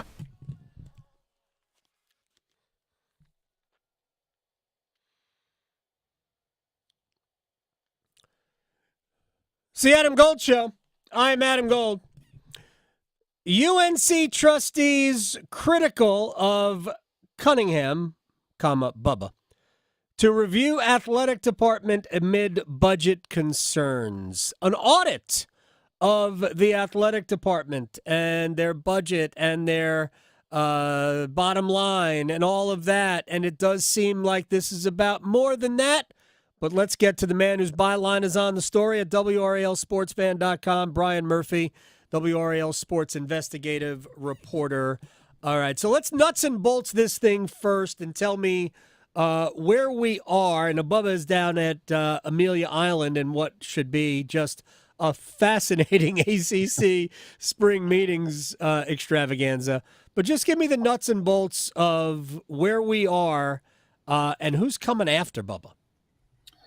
Yeah, so this was the UNC Board of Trustees, and they basically have complained that Bubba Cunningham hasn't been available for them to go over the budget with him, and that John Pryor, who's the chairman, said every time I talk to him, I get more concerned.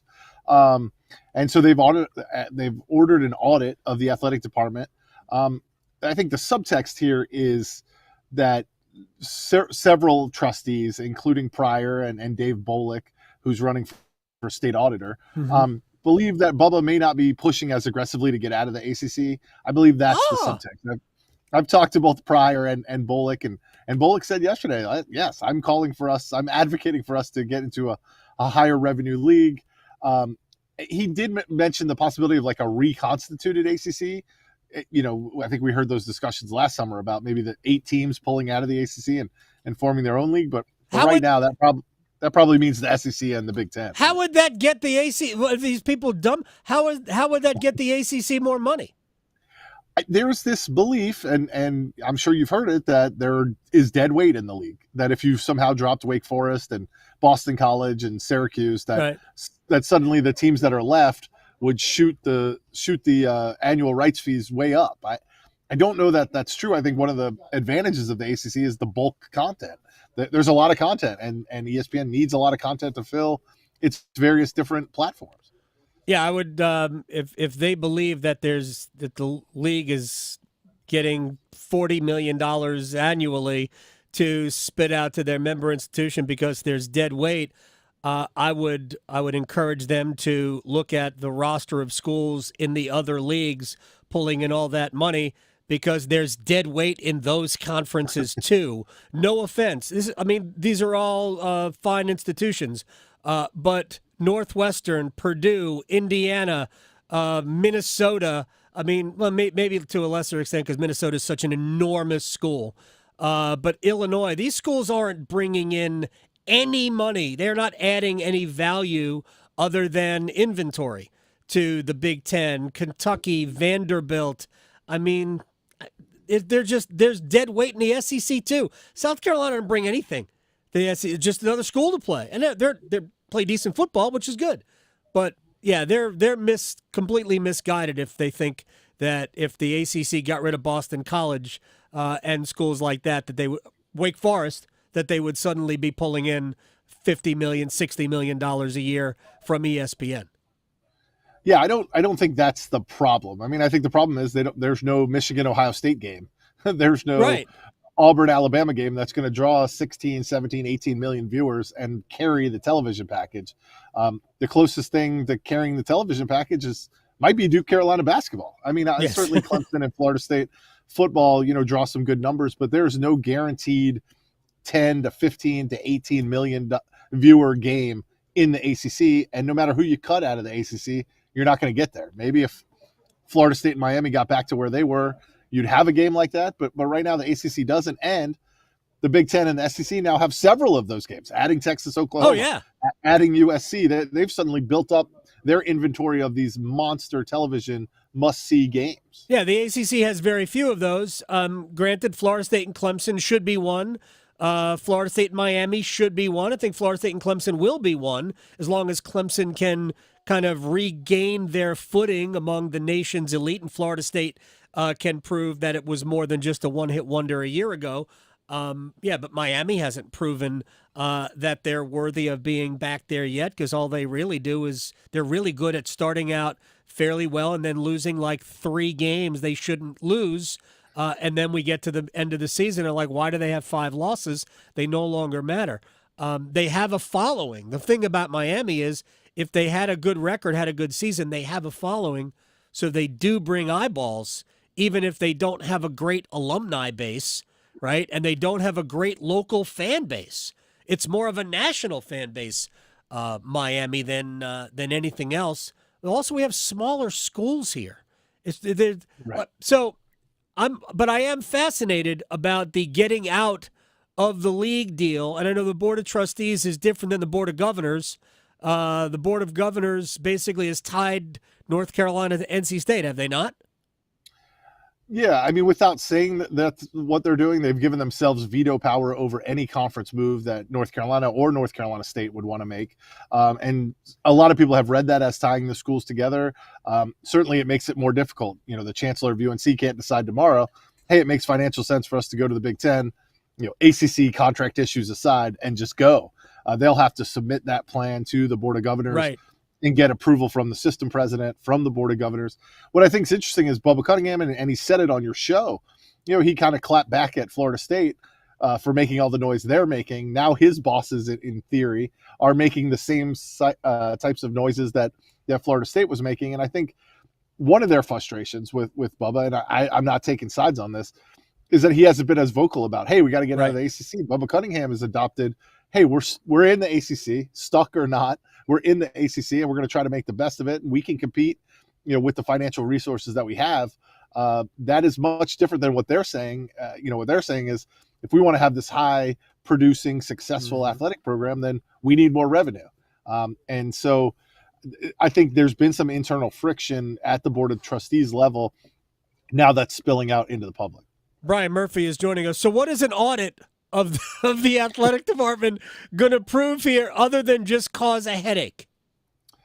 Yeah, that's a good question. I mean, Dave Bolick, who's the former chair and was running this subcommittee yesterday before the full board meeting, said, you know, cost cutting could be on the line, that there's a fund imbalance with the athletic department and they're having to take money from other parts of the university.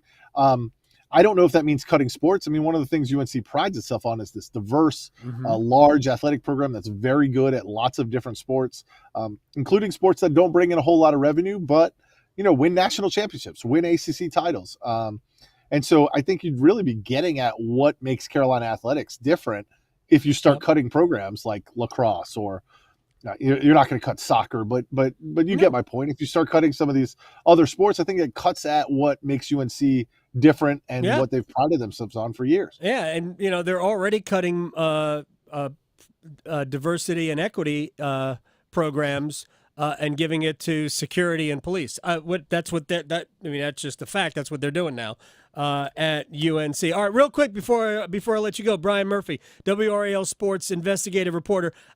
I don't think anything's going to come of this. I think Bubba Cunningham has been available remotely. He was kind of busy during the basketball season as the committee chair or on the committee, and he's kind of busy this week as this whole thing is bubbled. I think they've conveniently used when he is unavailable to say he is unavailable. I mean, they're not trying to force his ouster. I mean, maybe they are. I love Bubba Cunningham as a person, even though we philosophically differ on our views of what college athletics is. I don't know that their intent is to push him out, but there are certainly, if you were trying to push someone out, you would unleash a broadside against them in a public meeting when they had no chance to defend themselves and they were at ACC meetings in Florida. Yeah. I would also note that this board has kind of pushed out the chancellor, the well-liked chancellor, kind of pushed out Nicole Hannah-Jones before she even got to campus. Yeah, that's right. I forget about all this. Yeah, my fault. The board has ways of getting the desired outcome it wants without looking like the bad guy. And if an SEC or Big Ten school came along and wanted to offer Bubba a job, might he be more receptive to taking it? Absolutely. Like the former chancellor. 100%. It's hard to, he's very well respected. He's going to be the chair of the selection committee for the NCAA men's basketball tournament. That tells you what his peers think of him. It seems strange to unleash this kind of attack in public when he's not even there to defend himself. Yeah, I talked about this about Jim Phillips yesterday. Whether or not I have philosophical differences with their view of what intercollegiate athletics is and mine, and I had their view of it 25 years ago, right? Before big money took over. They're two of the best people I know in the business. Phillips is just a world-class human being, and I put Bubba Cunningham in the same category. Let me just get your quick thoughts on the sports prop betting, college sports ban in the state of North Carolina. Is that going anywhere? Because I just don't see it actually having the desired effect for these people.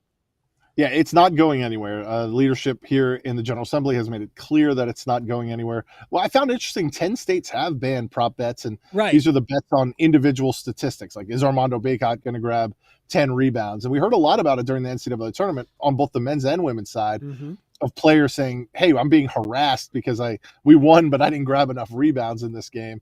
I think one of the Iowa players said she deleted all of her social media because she was hearing from gamblers. But I don't think this is going to go into effect, and I think you're right as far as the impact of it would push these bets underground, which is exactly what the legalization was supposed to avoid, right? It was supposed to bring it out. And so if Jonte Porter is all of a sudden telling everyone to bet under on his totals, that comes out. We know that. Whereas if it was underground and illicit, we would never know what's happening. Yeah, I mean, to me, these people are harassing, so let's just deal with harassment. And let's deal with it that way. I mean, to me, it's not. I don't think this is again, sports gambling above board is way better than sports gambling below. Brian Murphy, WRAL Sports investigative reporter at Murph's Turf on Twitter. My man, thank you so much. We'll talk to you again. Thanks for having me. You got it, Brian Murphy. All right, in just a few minutes, EJ Radick of NHL Network is going to join us. We'll talk about last night's Hurricanes game and what do you think? I also want to get his thoughts on Florida-Boston and the two incidents. You asked me in the one-timers yesterday. Yesterday? I think it was yesterday. Yes. About the goal that was allowed that maybe should have been disallowed. Oh, yes, with Okay. Bennett. Yes. Right. I went back and looked at it again. Now, in retrospect, I'm kind of baffled they allowed it.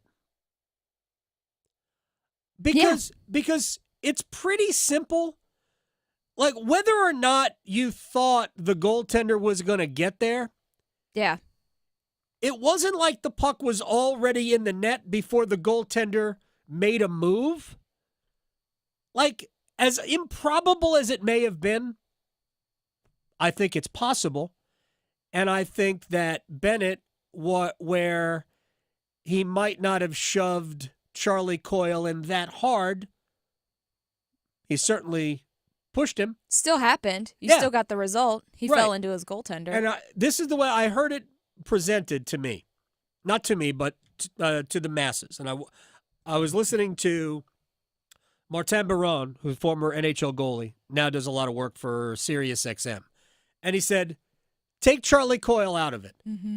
If Sam Bennett is Charlie Coyle, if Sam Bennett, the person, is where Charlie Coyle is, and he makes contact with Jeremy Swayman in that manner, there's zero chance they allow the goal. None. 100% None. going back. So, and the way the rule reads is that if you push a player, a teammate into a goalie, if you push like the goalie's teammate into him, it's the same. So, incredible that they allowed the goal. It was the best way I've heard it explained to me by Martin Biron. The other thing is, I find it comical that Sam Bennett got zero supplemental discipline. I find it hysterical to me. Yeah, especially after his encounter with Brad. Well, I mean, he's got a reputation, and that's what we do in the NHL. You establish a Right. reputation. He has a reputation anyway, and he's been suspended before, right? But I find it comical that now that we've seen a better view of it, what is the NHL Department of Player Safety for? How do you look at that and not say, yeah, that was a deliberate punch to the face when it didn't have to be? You could have just finished your check. There was nothing there?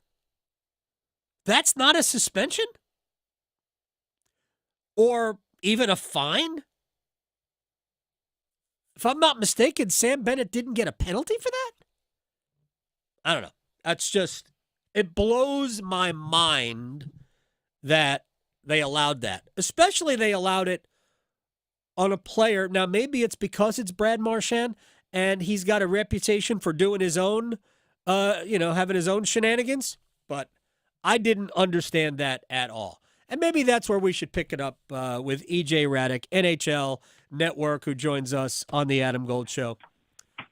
Are you surprised? I could be wrong, but are you surprised that there was no supplemental discipline for Sam Bennett for punching Brad Marchand in the face?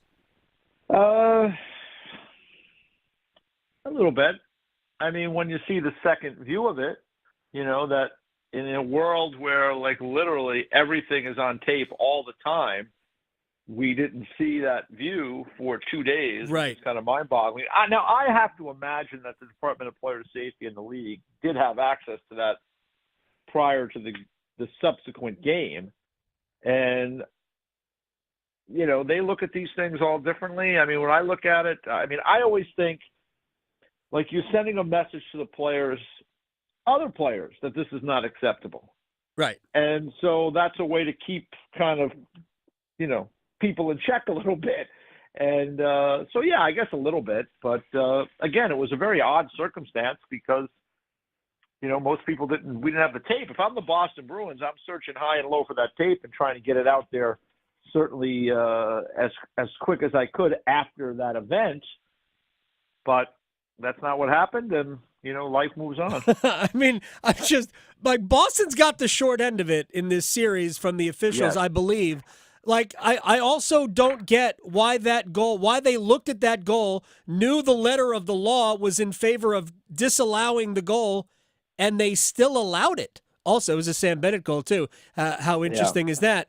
Yeah, it was strange. That was the one I shake my head. And again, if I'm watching and I'm in other cities and I'm getting ready for our games and there's battles in front of the net, listen, if I happen to shove your guy into your goalie, Right. I mean, I guess that's not an issue. So, yeah, I don't think they got that one right. And it's unfortunate for the Boston Bruins. But I will say this, Adam, as we've talked about hockey for many years now, in these games, there are going to be things that go against you. Mm-hmm. The game was tied. The Boston Bruins came a little unglued. It did. And, give the Florida Panthers credit. Barkov made a great play, and he scored, and they won the game 3-2. So, at the end of the day, the game was still there, and the Bruins were not able to execute. And I would also say that if you watch games 2, 3, and 4, regardless of how things have played out, Florida Panthers have been the better of the two teams. And honestly, I'm surprised that these games haven't been more one-sided. I think Florida is significantly better than Boston. Yeah. As a team, Boston is a shell of what they used to be. To me, they're two players. They're Marchand and they're Pasternak. And I'm not knocking Charlie McAvoy. I'm really just talking about forwards here. And they have a bunch of good players beyond that, but they don't have any other real high-end guys.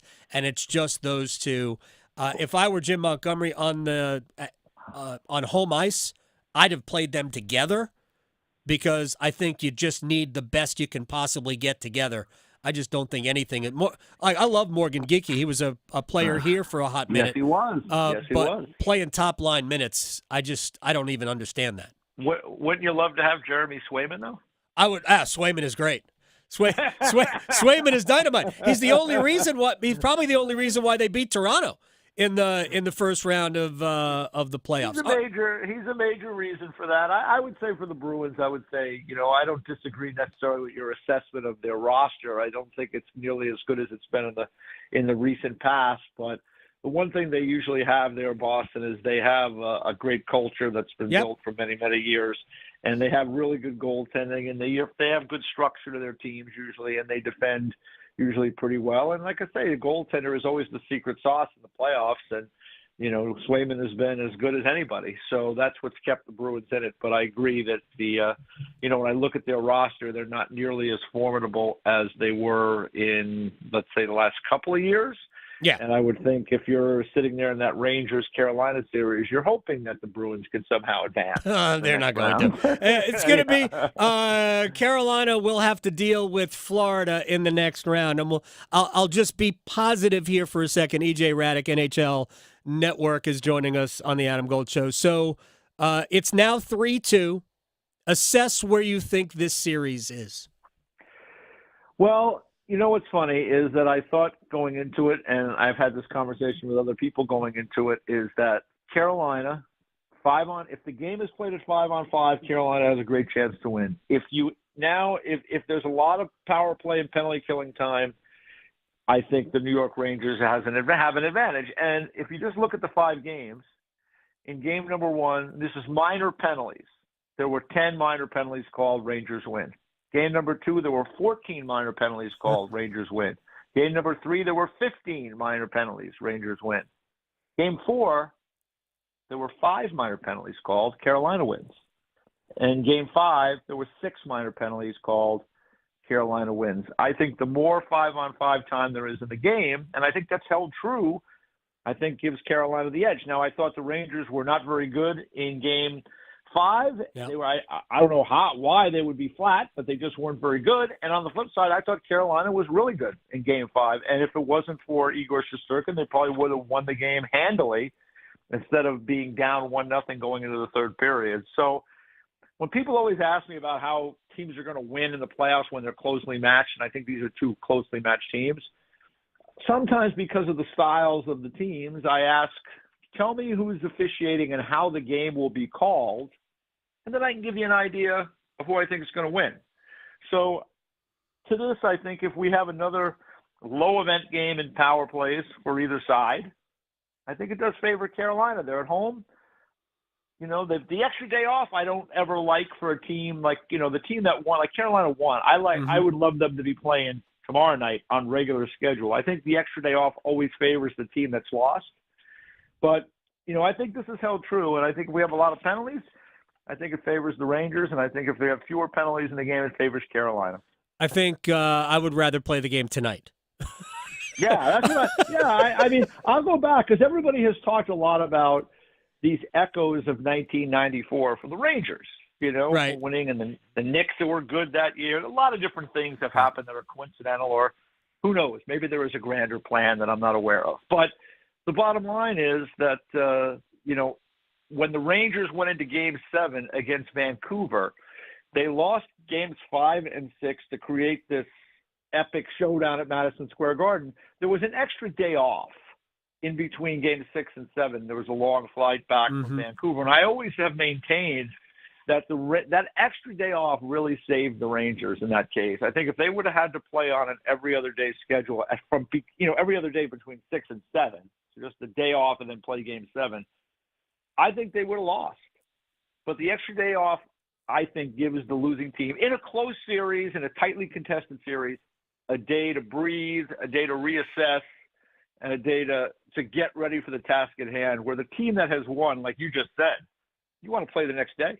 Yeah. You're feeling good about things. So the extra day off, I don't think favors Carolina in this case, but hey, they're going to play. Hockey's a crazy game, and I would expect it to be close again. And you know what? The Carolina Hurricanes got to be feeling great because that was a good performance last night. And afterwards, Evgeny Kuznetsov said, we should be proud of ourselves as a group, and I would echo that. They should be, because they came on, on the road in a must-win game, and they played a very good game. So they should be proud of that. We'll see if they can come up with another one on Thursday. Probably should have maybe put a few more high-danger chances on Igor Shesterkin in the first period.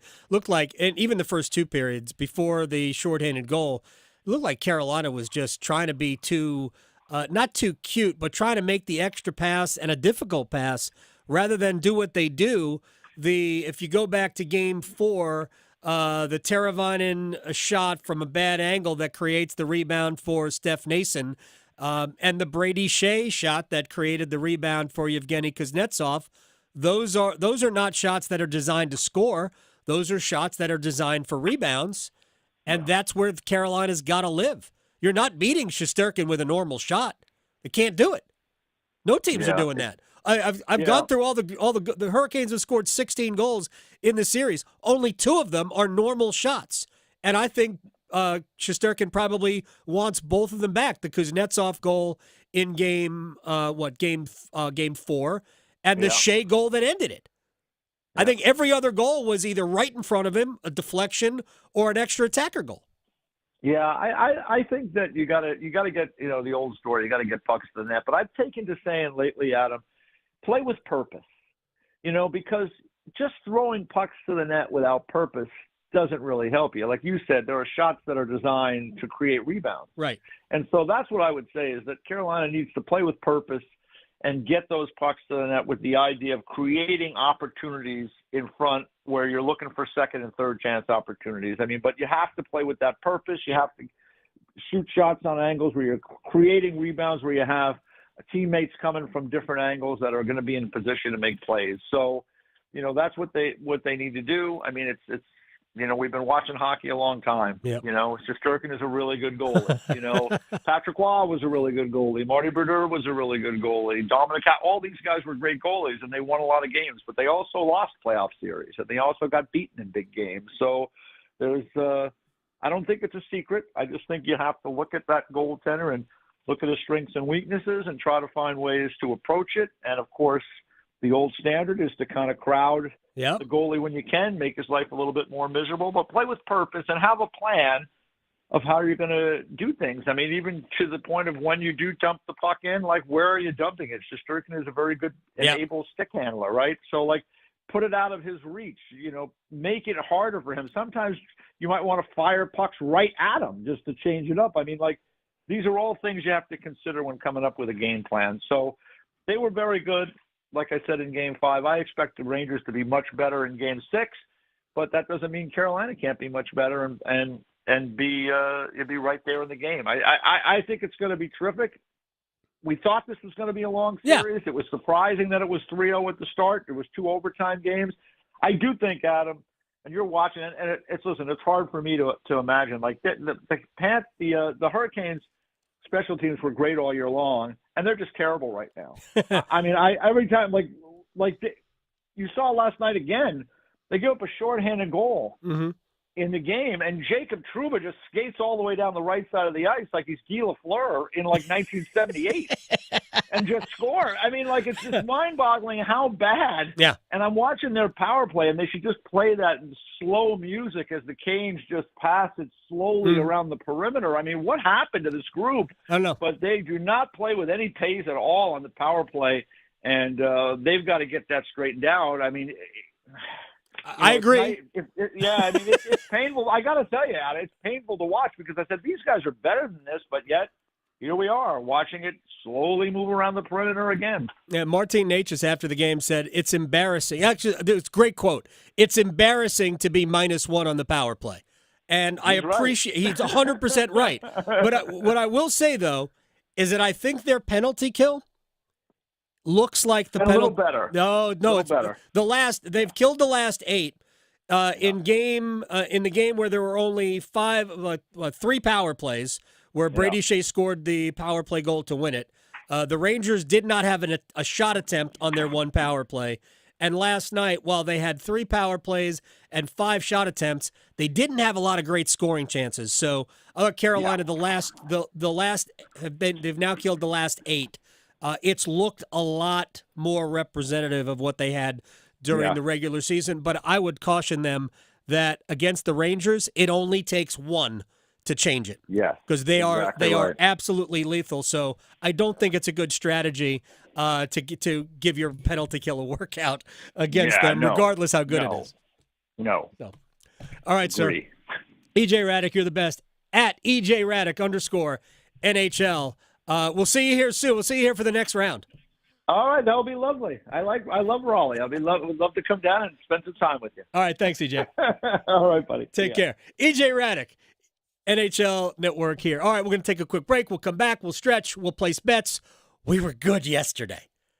I had some people send me money bags. Oh, Jordan Martinook money bags. No one remembered my stall one, I guess, because they didn't hit you up. No, nobody. Anytime goal scorer said he was due. He was. So and money. I know. Money. People. Come on. I know. Next. Serving it up hot and fresh every day. Adam Gold on the North Carolina Sports Network. ACT Construction Equipment is proud to be your certified local Takeuchi dealer in Charlotte, Winston-Salem, Asheville, Wilmington, and Myrtle Beach. Takeuchi has long been a world leader in the compact construction industry. Let ACT Construction Equipment help you find the right machine for the job. Our full line of excavators, track loaders, and attachments are designed for low maintenance and high productivity. Stop in today for a demo or visit us online at actce.com. ACT Construction Equipment, your authorized Takeuchi dealer. It is playoff time in the NBA and the NHL, and FanDuel is America's #1 sports book for a reason, people. Adam Gold here, and new customers can get $200 in bonus bets guaranteed when you make your first $5 wager. Just tell them you know me. FanDuel.com, promo code AGS to sign up. FanDuel.com, promo code AGS to sign up. Hurricanes goals, Nikola Jokic triple doubles. I don't know. $200 in bonus bets, win or lose, when you make your first $5 wager. All you have to do is go to FanDuel.com, promo code AGS to get started. It's that easy to make sports even that much more enjoyable. FanDuel is America's #1 sportsbook. Must be 21 and older and present in North Carolina. First online real money wager only, $10 deposit required. Bonuses issued as non-withdrawable bonus bets that expire 7 days after receipt. Restrictions apply. See full terms at FanDuel.com/sportsbook. Gambling problem? Call 877-718-5543 or visit morethanagame.nc.gov. NASCAR stars shine at the North Wilkesboro Speedway. The NASCAR All-Star Race this Sunday. Get your single-day tickets now and see NASCAR's best battle it out on one of NASCAR's most historic tracks. Country music phenom Warren Ziders rocks the pre-race stage, free with your race ticket. Only North Wilkesboro Speedway can deliver this kind of all-star action and excitement. The NASCAR All-Star Race. Get your single-day tickets today at northwilkesborospeedway.com. If you pay your city or town for electricity, you live in a public power community. Our public power providers in North Carolina keep the power on 99.9% of the time. That averages out to be less than 1 hour a year without power. Public power line workers who work day and night, rain or shine, are key to that unbeaten reliability. Better reliability, fewer outages, faster restoration. That's the value of public power. Learn more at electricities.com. Are you looking for a 2-year hands-on agricultural degree while still gaining the university experience? I'm Lee Ivey, Director of the Agricultural Institute at NC State University. We offer 6 associate's degrees that span the agricultural industry and set our students up to meet their goals. Come live on campus, learn on our farms, and be a part of the NC State community. Learn more about our program online by searching NC State Ag Institute. Deadline for fall enrollment is June 1st. 2 years, 1 degree, endless possibilities. We have seen historic increases in the case of congenital syphilis, which is a syphilis that happens when mothers who are infected with syphilis pass the infection in uterus during the pregnancy, and the result can be miscarriage or stillbirth. The good news is that congenital syphilis can be prevented if persons who are pregnant get tested and treated for syphilis 30 days before delivery. Find testing and learn more about syphilis at syphilis.nc.gov. Turning 65 soon, navigating Medicare can be overwhelming and confusing, but you're not alone. The NC Department of Insurance SHIP program can help. SHIP counselors can help you understand Medicare benefits to make your best choices. Visit ncship.com or call toll-free at 855-408-1212. SHIP provides free, unbiased help in all 100 counties. Project supported by grants from the Administration for Community Living. Contents do not necessarily represent official views of, nor an endorsement by ACL, HHS, or the U.S. government. This is Adam Gold. There are people out there that just, you must draft a quarterback. Yeah, you don't want a quarterback? Yeah, exactly. What is wrong with you? Oh, you don't want apple pie? Right. Come on. A la No. mode? No, maybe I like brownies, okay? I don't want it there. The temptation. Yeah, I don't need it. Because I can convince myself, apple's healthy. Right. The Adam Gold Show.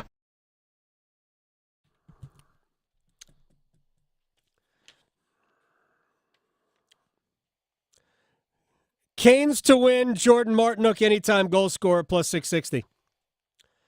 And still, people, we can't help you any more than that. What did you have? Just Jordan Stahl, anytime goal scorer? Yeah, anytime goal scorer. He was like plus 550. Yeah. So, yeah, I would have cashed in big if I had used real units. What do you exactly? I'm the same way. So I guess I shouldn't complain that people didn't take our advice. I know. All right, let's stretch. Okay, so I don't know if you've heard about how Kendrick Lamar had put out a diss track on Drake. Oh, they've and been it going is- back and forth. Oh, man. We're going to do one for Are the we- Rangers. Okay. Yes. I'm down for that. We're going to do one for the Rangers. Okay, well, I'm 100% down for this. So Kendrick Lamar, since he came out with this diss track that basically just shut Drake down all the way, it's hit the Billboard Hot 100. Oh, has it? Oh, geez. Yes, it's hit the Hot 100. It's called Not Like Us, if you would like to go check that out. But there was a list of other diss tracks, like if you're in a diss kind of mood, because, you know, you want to diss on the Rangers, they made a little list so you could just have a diss day. So number one, I know we all know this one, You're So Vain. Yeah, Carly absolutely. Simon. Oh, yeah. Great one. Let's see here. You Haven't Done Nothing, Stevie Wonder. Figured you'd like Nice. that one. Give It To Me by Timbaland and Nelly Furtado. That was back in the early 2000s. Oh, it was so I don't remember good. that one. Oh, it was so good. Let's see. Oh, Bad Blood, Taylor Swift, and Kendrick Lamar. He's on a... Wow. He's got a trend going here. I think he likes these diss That's right. tracks.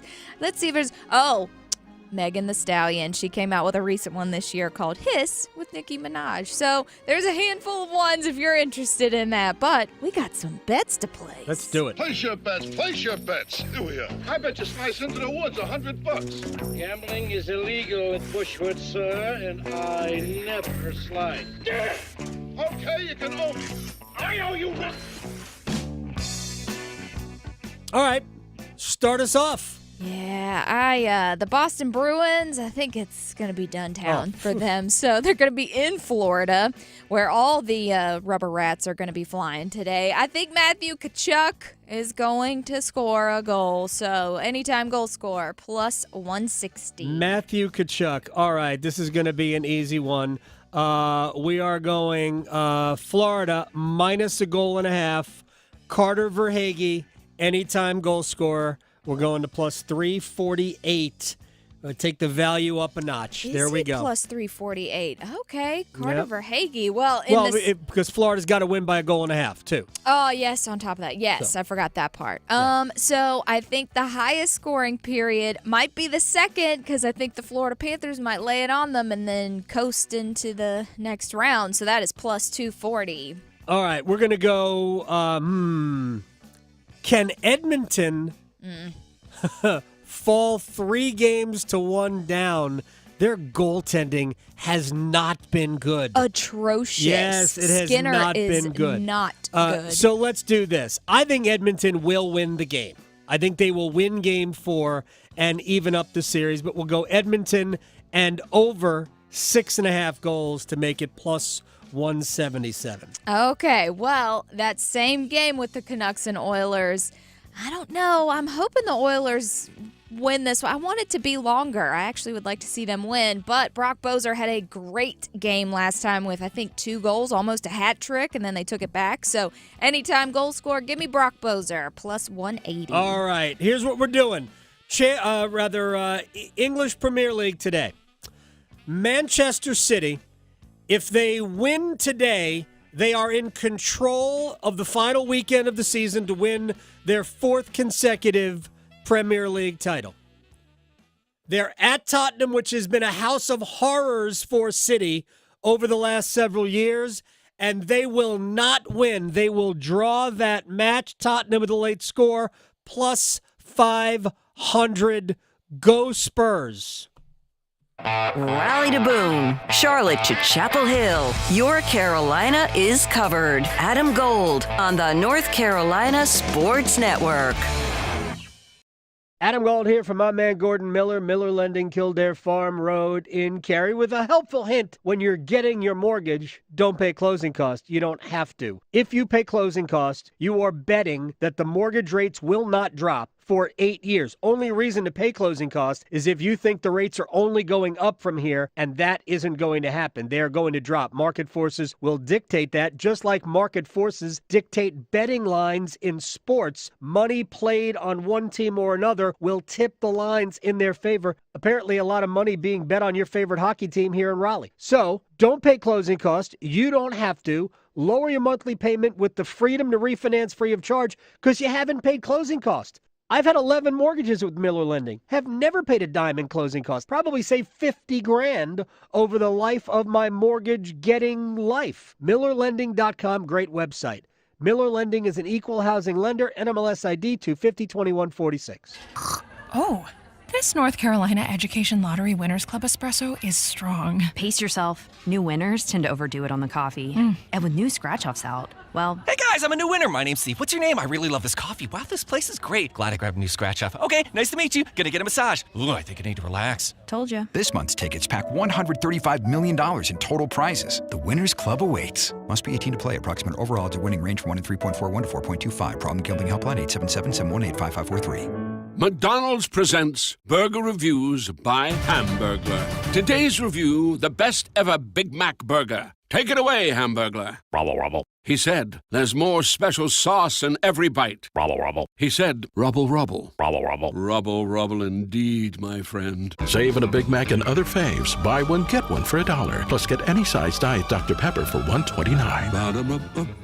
Price and participation may vary. Available at most restaurants in this area. Valid for product of equal or lesser value. Hey everyone, it's Ted from Consumer Cellular, the guy in the orange sweater, and this is your wake-up call. If you're paying too much for wireless service, you don't have to keep having that nightmare. Consumer Cellular has the same fast, reliable coverage as the leading carriers for less. And for a limited time, new customers receive their second month free when they sign up and use promo code MONTHFREE by May 31st. So why keep spending more than you have to? Seriously, wake up and call 1-888-FREEDOM or visit consumercellular.com. Taxes, fees, and other third-party charges will apply. See website for additional details. At Ram, all we do is trucks. And now during Ram season, all we do is offer great deals on trucks, including Ram 2500 and Ram 3500 heavy-duty pickups. Or get a great deal and drive home the 2024 Ram 1500. It's the most luxurious Ram 1500 ever based on standard and available features offered. Ram 1500 also has purpose-driven technology and advanced safety and security features. And right now during Ram season, it's the perfect time to get one. Hurry to your local Ram dealer today. Ram is registered trademark. Autobell Car Wash has been trusted for 55 years for high-quality service. We'll clean your car from the inside out. Now through June 2nd, buy 2 Super Poly Process Wash tickets at any Autobell for just $55. People can tell when you Autobell. If you want to save time and money and make your life better, Dr. Lori Travers at Travers LASIK is exactly what you contact lens wearers have been looking for. 20/20 vision awaits. 5 minutes per eye, 919-510-6830. Dr. Lori Travers is the only LASIK specialist in the Triangle. You can get the consultation for free. Go to TraversLASIK.com. Travers LASIK. And right now you can save $1,000. Travers LASIK. See what you've been missing. This hour of buzzer-beating, nail-biting, edge-of-your-seat sports action on 99.9 The Fan is powered by Ritchie Law Firm Injury Lawyers. Visit GotBryan.com. That's GotBryan.com. WCMC HD1 Holly Springs. Take us with you on radio, web, app, Alexa, and YouTube. 99.9 The Fan, the Triangle Sports leader.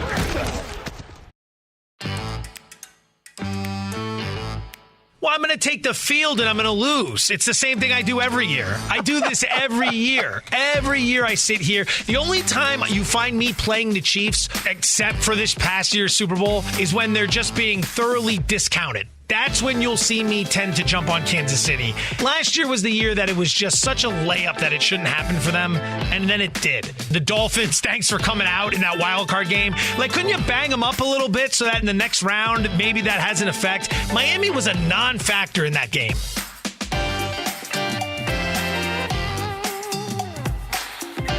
It's the Adam Gold Show. How you doing? I'm Adam Gold. That's Victoria. Still basking in the glow.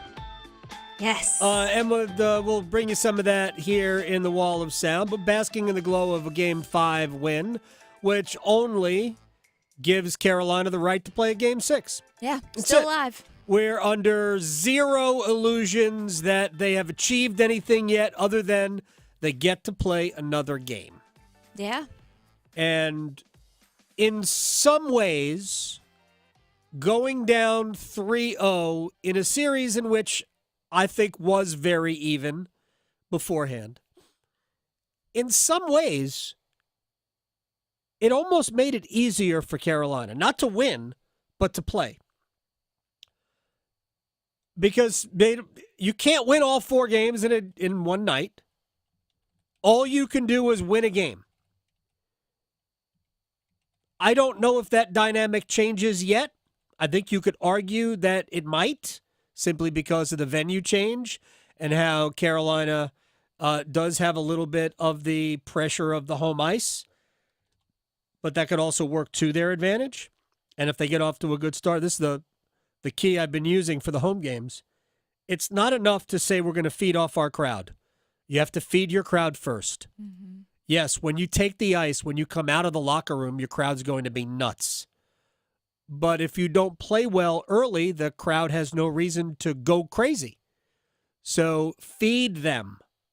If you feed the crowd, then give them reason to be loud and a bother to the other team. If you feed the crowd, then you can feed off their energy. Mm-hmm. But you got to give them a reason to get going. So, and Carolina was very good early on in games 3 and 4. They just didn't win game 3. Yeah. They won game 4. Game 3 was really good. They only got the 1 goal. Then there was the shorthanded goal. Took the air out of everything. They did get it to overtime, but they lost the overtime. Mm-hmm. So game 4, much better. Game 5 took a while, but they finally got the goals. Yeah, thankfully. Game 6, you got to come out and play the first period you played in games 3 and 4, mm-hmm. but get rewarded for it. Yeah. So they were really good in the first period in both of those games.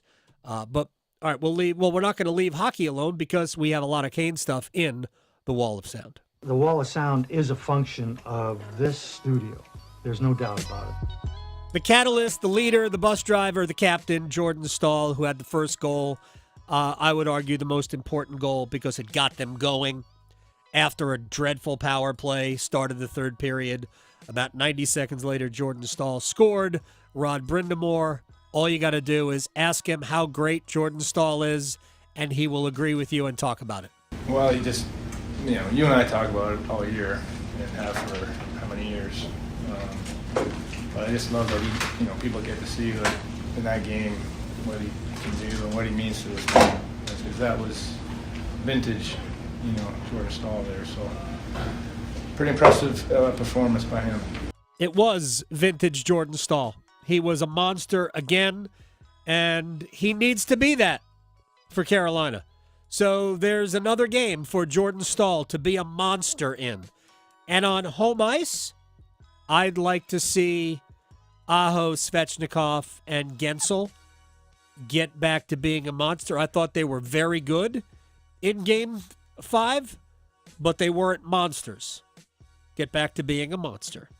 Talking to you, Andre. Jordan Martinook on what the captain means to the team. I think he showed it. Just incredible play by him. I felt the whole game he was leading us, and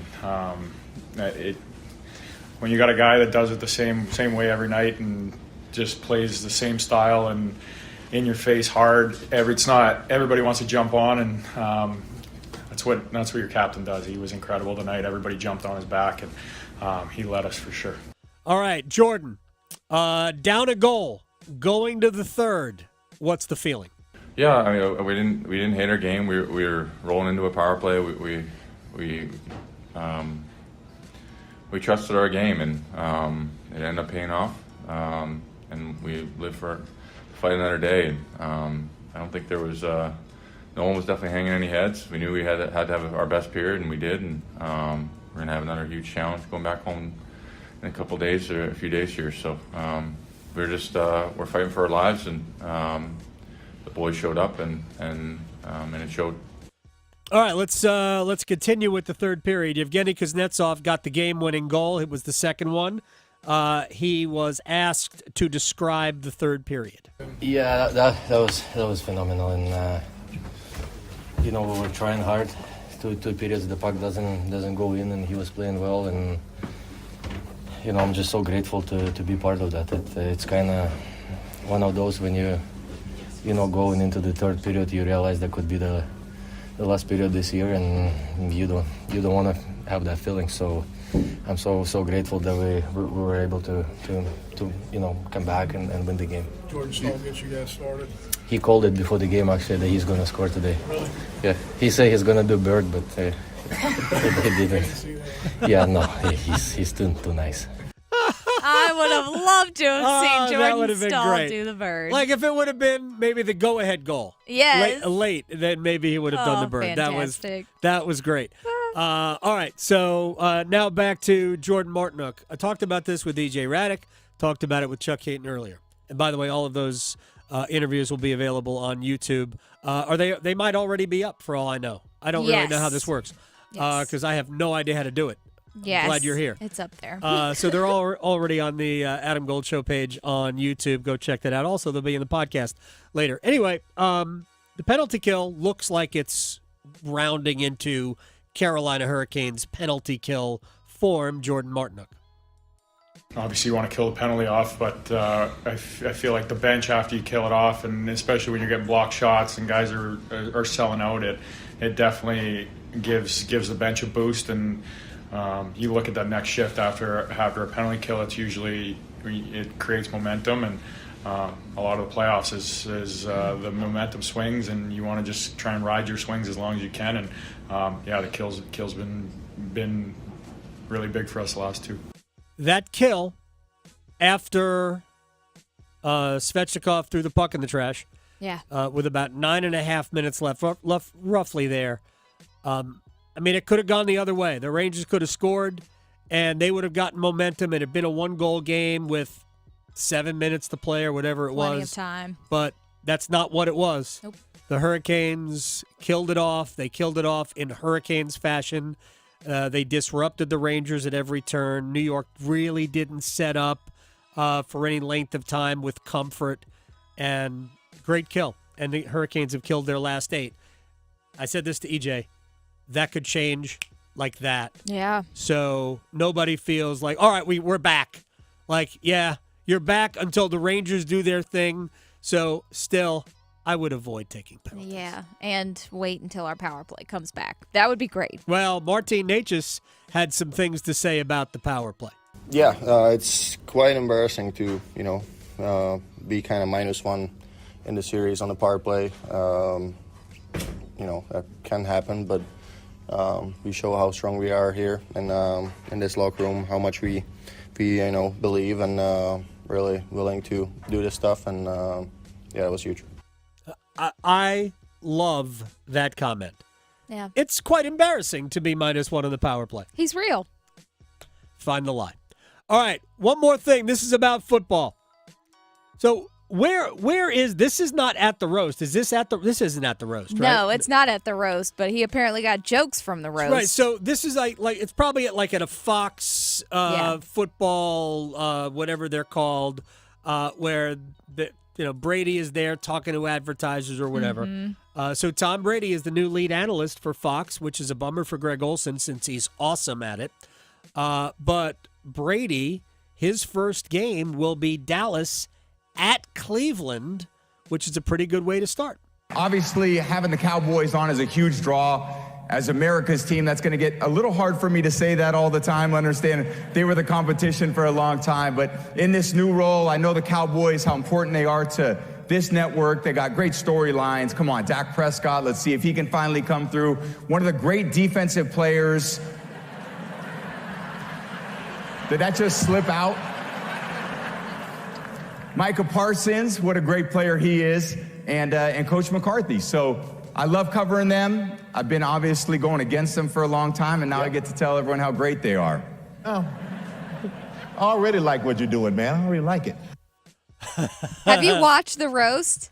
I've seen clips of the roast. On my day off. That's what I did before second concert. Was I spent all 3 hours watching That's a long roast. It's a long roast, but it was fantastic. Was it good? So good. It was great. Belichick's jokes about Gronk were awesome. I know Gronk. Oh my god. By the way, bless his that. If you know what this bless his heart. Wow. Yeah, Julian Edelman worked blue. Yes, he did. Wow, he did. There was a common theme with some of these Patriot team members' jokes. Some inappropriate stuff from Julian Edelman. Even if you understand he's working blue, and you went there? Yeah, he did multiple times. Wow. Yeah. You went there. Okay. Yeah. It was. I've only seen clips, but the clips I've seen were very funny. You should watch. I also, Very good. this is something else everybody should understand. Do not make jokes about Robert Kraft. Yes. Tom Brady is not here for that. No. But he did take a shot with Belichick. Oh, yes, he did. He did. He took a shot with Belichick, and Belichick did not seem down for that. But he did it anyway, so it was great to watch. Excellent. All right, when we come back, Panthers just finished up rookie minicamp. We'll talk to Vashti Hurt, CarolinaBlitz.com, what her impressions were about that. We'll talk about Xavier Legette, and we'll get her thoughts on some of the interesting things that Dave Canales had to say, the new head coach. Next. Raleigh to Boone, Charlotte to Chapel Hill. Your Carolina is covered. Adam Gold on the North Carolina Sports Network. Golf's second major will be found on 99.9 The Fan. Listen all week long as we cover the PGA Championship in Louisville, Kentucky. And Brooks Koepka wins the PGA Championship. Find out if Brooks Koepka can go back-to-back or if a new champion emerges. Depend on us for constant leaderboard updates. Coverage of the PGA Championship on 99.9 The Fan is teed up by Wilson Country Club, the premier private club of Eastern North Carolina. Adam Gold here from my friends at FanDuel, America's #1 sports book, with a great deal for you, especially as we head into another major golf championship. Use my promo code AdamGold. Go to FanDuel.com, promo code AdamGold. Sign up, make your first $5 wager, and I'll make sure you get $200 in bonus bets guaranteed. And then you can take one of those bonus bets and take a flyer on Tiger Woods to win the PGA Championship at plus 35,000. That is crazy. How about Xander Schauffele at plus 1,400 to blow a final round lead? I kid. Scotty Scheffler's the odds-on favorite. FanDuel.com, promo code AdamGold. FanDuel is America's #1 sportsbook. Must be 21 and older and present in North Carolina. First online real money wager only, $10 deposit required. Bonuses issued as non-withdrawable bonus bets that expire 7 days after receipt. Restrictions apply. See full terms at FanDuel.com/sportsbook. Gambling problem? Call 877-718-5543 or visit morethanagame.nc.gov. It's bow time. Listen up, because we've got some big news to share. You might want to sit down for this. Bo Sauce is back at Bojangles. If you think you missed it, just imagine how our Supremes must have felt. Because there's no better sauce to pair with our crispy golden chicken Supremes. They're already boldly seasoned to perfection, but add Bo Sauce and you can taste a truly legendary combination that will make you want to yell, "It's Bo time." So don't wait. Grab a Supreme and dip into some Bo Sauce. It's Bo time. There's no time like Bo time. Time to stop whatever you're doing to satisfy your craving for flavor with a Bojangles Chicken Supremes dinner. Choose a 3-piece or 4-piece Supremes dinner. Get your choice of fixin', a biscuit, and legendary iced tea. And don't forget the sauce for dipping, because Bo Sauce is back. That's right, Bo Sauce is back. Hungry for flavor and value and love the Bo Sauce? Then it's Bo time. If you love to travel, Capital One has a rewards credit card that's perfect for you. With Venture X, earn unlimited double miles on everything you buy and turn everyday purchases into extraordinary trips. Plus, receive premium travel benefits like access to over 1,300 airport lounges where you just check in and chill out. Open up a world of possibilities with Capital One. What's in your wallet?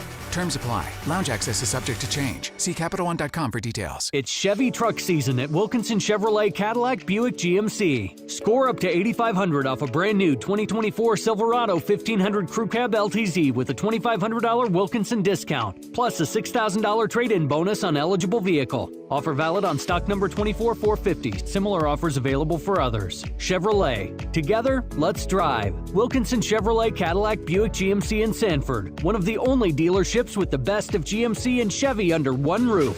WilkinsonCars.com. It's Window Nation's semi-annual sale, and it's a big deal. Right now, get 50% off all windows, along with no interest for 5 years. Plus, bonus savings when you schedule a consult today.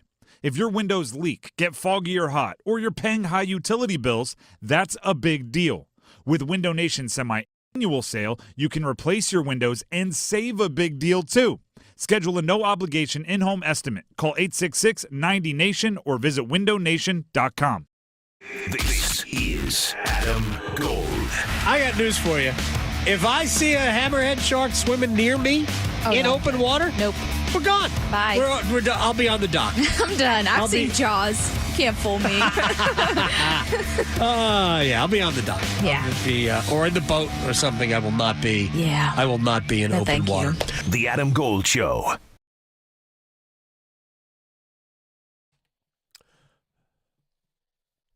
It's the Adam Gold Show. I'm Adam Gold. Victoria producing the program. It's not always easy to catch up with Vashti Hurt, CarolinaBlitz.com, because she is absolutely everywhere. Nobody has covered more ground the last, 10, 15 years than the person behind CarolinaBlitz.com. How are you? You're back in Charlotte, or are you somewhere? I'm in Charlotte. I don't have any immediate plans to be anywhere, so I'm back in Charlotte. We need to get you at a hockey game. I know. I just asked Victoria. I know the Canes are playing. I don't keep as close of track. I get it. But she did tell me they won yesterday, so that was good. Yeah, very good. We just need to win 2 more times to win the series and advance. All right, so you were just at rookie minicamp, and first of all, I got to start at the top with I am in love with the accent, but also the personality of Xavier Liggett. So I know you got a chance to, go through your feed all the time. You had a chance to, talk to him, and I guess at a podium. But what are your impressions of this kid? I think I feel like everybody else. You get enamored by the accent, but I think it's the authenticity that really just kind of brings you in. He's authentically himself. I love when he talks about horses and how he kind of beams. He starts smiling. That's something they don't necessarily get from young guys who are in the NFL. And so, he's so far he's great to cover. He's great to cover. Yeah, he's been he's got a quarter horse. What he wants to do, renovate his parents' house. All of those just very cool things. But he also looks like he's got one of those work ethics that I think will be conducive to being successful. Yeah, he mentioned what people say he didn't. They felt like he wasn't excelling out as far as getting out of his breaks and things that are assumed that larger receivers aren't good at, and how he's focused on working on that. Not only people from the outside, maybe media, but he said he felt like his coaches may have felt that way too. So he's been working on that. He actually attempted to get with Bryce, I think it was last week, to start throwing or catching with him and going through some drills. But of course, the NFL is very strict with their periods, so they were able to get together Monday, for the first time during the off-season workout plan, and then OTAs start next week on Monday. So he seems to be a guy who's excited to be on the field, somebody who, truly loves football, and, a big body for Bryce. So, they've made it a very big effort to key in on fixing the problems that they had on offense last season. And I think they hope that it starts with, of course, the trenches, but also Xavier, or XL, as we've been calling him now. Oh, XL, very nice. It's much easier, I guess. Also, Jatavian Sanders, the tight end, made an impression too, right? Yeah, Jatavian, we were taken aback when he said that he actually initiated a study group with the other rookie offensive members to learn the playbook. And this is something that they're doing at the hotel. And it seems really just not like a organized college study group, but a bunch of guys getting together to go over the playbook. And I think that shows real leadership for, a guy like him to come in and get other players and teammates together to study the playbook. So I thought that was good. And then he also talked about he obviously wants to be a number 0. Yeah. And there's no question about that. But I think that those numbers like 0 and 1 traditionally have been reserved for guys or vets who have really stood out on the team. So he says he's going to have to earn that 0. He would like to earn it by the beginning of the season. I don't know how likely that is, but he would like to earn that by the beginning of the season. And right now he's settled on 85, but we also liked what he said about wanting to be the next Greg Olsen. Yeah. It's always good to hear younger guys kind of pay homage and pay respect to the people who came before them, because it doesn't always happen.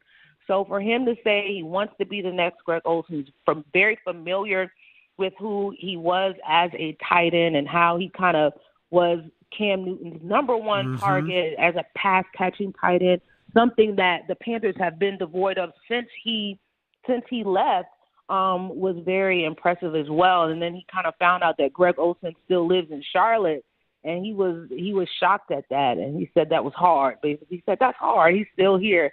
So I think we're on the lookout to see if those two get together in the near future, just to talk about the position and talk about being in the league. It's not easy. I mean, kids are so focused for whatever reason, whether it's parents or circumstance, they're so focused on just what they do that I'm always, it always impresses me when these guys have an idea of the guys that came before them. I'll tell you, this is just a quick aside. When I covered Julius Hodge when he was at NC State, it always struck me how much he was a student of the history of the game.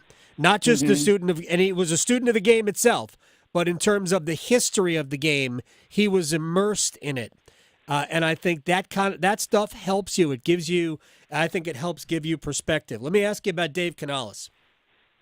What has impressed you about him? He definitely has some outside the box thinking that I think is going to do well, but after him being around actual football as opposed to talking about the draft or talking about bigger picture abstract things, what have you kind of picked up on from him in terms of his grasp of football things? Well, the energy is still there. Yes. I don't know. We're gonna have to catch him on a down day to really get to know Dave. The energy does not go away, and I'm not complaining. That's a good thing.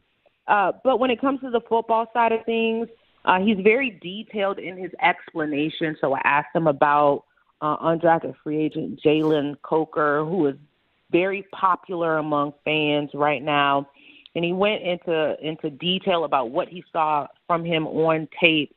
And how, what were the intangibles that he liked about him. That's one thing that sticks out to me, is that the detail he goes into when explaining things.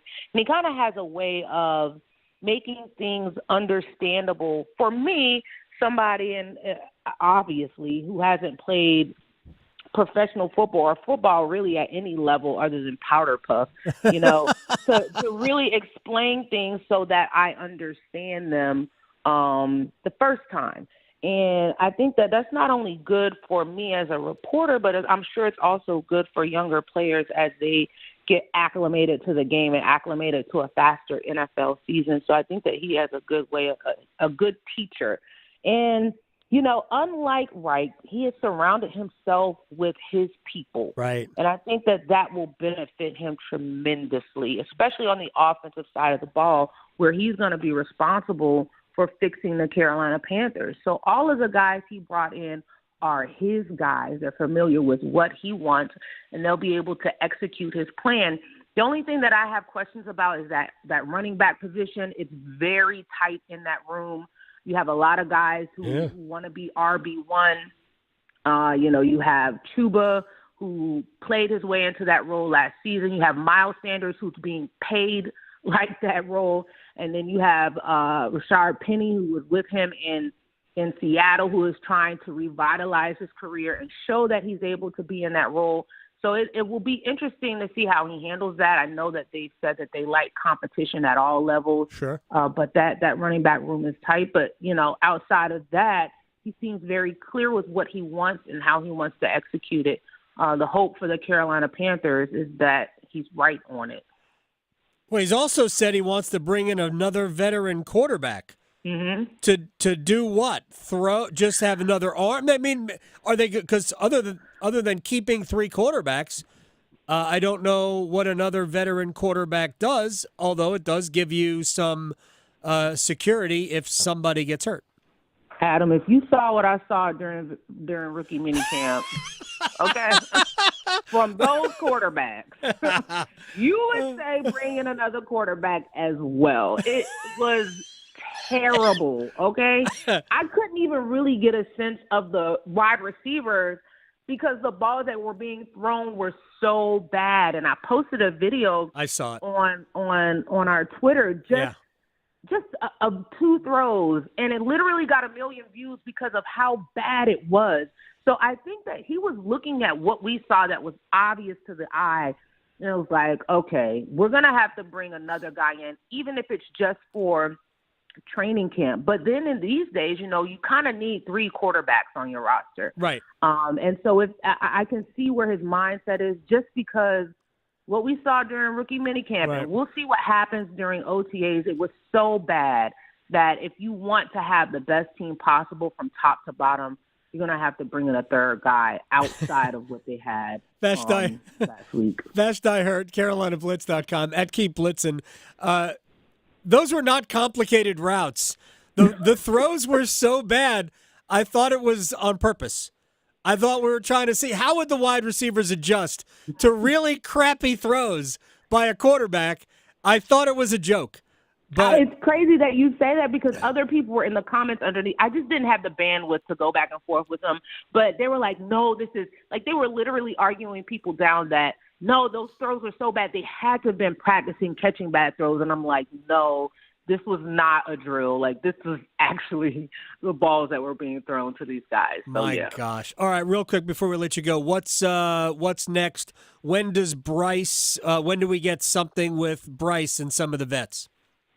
Well, so they had, right before rookie minicamp, they had voluntary minicamp. Right now they're in their workouts, so we as media aren't able to see what's going on. Right. But they are together, and then next week OTAs start. So we'll be there on Monday for the start of OTAs to at least get our first glimpse of Bryce with his new rookie receiver, Xavier Legette. Vashti Hurt, CarolinaBlitz.com, the best. Follow it on Twitter because that's where you get all the good videos, all the bad throws from the quarterbacks who will be cut as soon as they can cut quarterbacks. Vashti, thank you so much. I'll talk to you soon. All right. Thanks for having me, Adam. You got it. Vashti here on the Adam Gold Show. I guess there's not much you can do with Miles Sanders' contract. There is a dead cap hit of $10.4 million. He's got a cap hit of 7.6, basically 7.7 million, and a dead cap hit of 10.4. So it's worse on your cap if you get rid of him. So I guess they're just going to go into the season with 3 running backs, which I guess is fine, but not necessarily ideal. Maybe can you trade him? I don't know. If you trade him, it's still a dead cap hit. Either way, nothing is all that grand. All right, we'll take a break. We'll come back. We'll rewind. We actually haven't even gotten into some of the things I wanted to talk about, including a major rift on the PGA Tour. Next. Going beyond the box scores. Adam Gold on the North Carolina Sports Network. Are you looking for a 2-year hands-on agricultural degree while still gaining the university experience? I'm Lee Ivey, Director of the Agricultural Institute at NC State University. We offer 6 associate's degrees that span the agricultural industry and set our students up to meet their goals. Come live on campus, learn on our farms, and be a part of the NC State community. Learn more about our program online by searching NC State Ag Institute. Deadline for fall enrollment is June 1st. 2 years, 1 degree, endless possibilities. Friday Night Lights returns to Charlotte Motor Speedway. Get ready for tailgate tangling, bumper banging action when the NASCAR Grassfin Truck Series gets ready to rumble in the North Carolina Education Lottery 200. Friday night, May 24th. Be there when NASCAR's rising stars put on a show at America's home for racing. Kids 12 and under get in free. It's the perfect kickoff to your Memorial Day weekend. Get your tickets at charlottemotorspeedway.com. Trust ACT Construction Equipment and Avant Articulated Loaders for the right equipment to help get your work done. Avant makes the most multifunctional loaders in the world. Whether you're a landscaping pro or homeowner serious about property maintenance, you need an Avant loader. ACT Construction Equipment is your authorized Avant dealer for sales, service, parts, and rentals. Visit one of our 7 locations or actce.com for more details about Avant Articulated Loaders. ACT Construction Equipment, always the right equipment for the job. If you pay your city or town for electricity, you live in a public power community. Our public power providers in North Carolina keep the power on 99.9% of the time. That averages out to be less than 1 hour a year without power. Public power line workers who work day and night, rain or shine, are key to that unbeaten reliability. Better reliability, fewer outages, faster restoration. That's the value of public power. Learn more at electricities.com. People who are pregnant, who have syphilis or contract syphilis, can have children with profound health outcomes. Congenital syphilis is 100% preventable. I mean, it's treated by the oldest antibiotic known to man, penicillin. We need to make sure that people have access to testing and people have access to treatment and that we don't delay.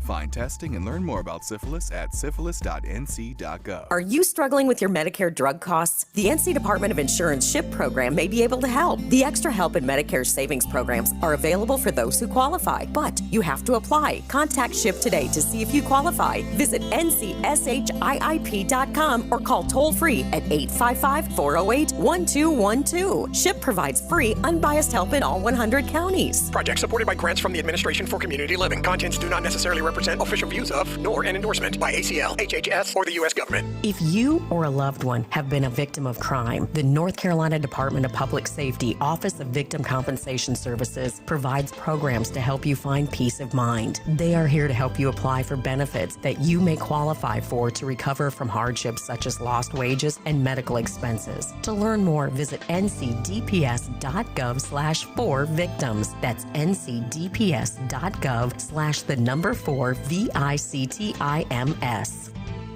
According to the latest report on farmland loss in the United States, North Carolina ranks second in the nation in potential agricultural land lost by the year 2040. Together, we can protect our family farms even as North Carolina's population continues to grow. Learn more about preserving your family's farm at the Got to Be NC Festival in Raleigh, May 17th through 19th by visiting the booth for the Farmland Preservation Division of the North Carolina Department of Agriculture and Consumer Services. And see more at ncadfp.org. This is Adam Gold. He takes the hat. It was like somebody who works there, was wearing a baseball cap. Takes it off the kid's head and puts it on the hostess station. Just takes the hat off this guy and puts it down. Excuse you? Like that's exactly what I went. Like, excuse me? Right. Well, what are you doing? The Adam Gold Show.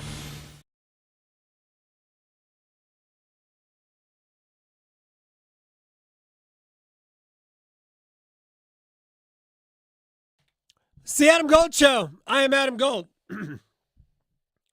Victoria producing the program. We'll save my my golf indulgence for just a few minutes from now. But we've got we're going to do a rewind here in a second.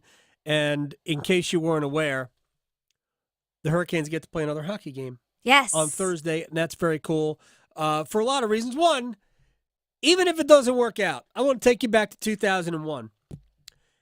And I don't know how everybody's going to feel about it. But in 2001, this was not a great Hurricanes team. It was a team that the next year did go to the Stanley Cup Finals. Rod Brindamore was on the team in 2001. They were down 3-0 to the New Jersey Devils, one of the elite teams in the league. They won Game 4 on home ice, won Game 5 in New Jersey, and came back and won and didn't win Game 6. They got, I think, beat 4-0 in Game 6. But it was a case where I think it was the first time that there was an absolute connection between fans and hockey team. And whether or not that bled into 2002 or not, I can't really tell you. Honestly, 2002 was a little bit of a lightning, in a bottle situation. Because back in 2002, the first couple of rounds of the playoffs weren't necessarily sellouts. There were a lot of tickets available. Now, man, it's going to be 19,000 lunatics at PNC Arena. But I thought in 2001 that was the first time there was a connection because the team didn't quit in that series. They could have rolled over. Again, the Devils were elite. Hey, we talked to E.J. Raddick earlier about Shesterkin being one of those goaltenders. You know who else was one of those goaltenders? Martin Brodeur. But you know who had his number? The Hurricanes did. Ah, yes. Yeah. The Hurricanes had a way of getting to Martin Brodeur. So far, that has not necessarily been demonstrated against Shesterkin, but the Hurricanes have been better against him than most teams have. I mean, they have been. 3 goals, 3 goals, 2 goals, 4 goals, 3 goals. 3 goals in the first period of Game 4, 3 goals in the third period of Game 5. Canes, by the way, in the playoffs, in third periods, 18 goals for, 5 against. That's good. They've only played 10 playoff games.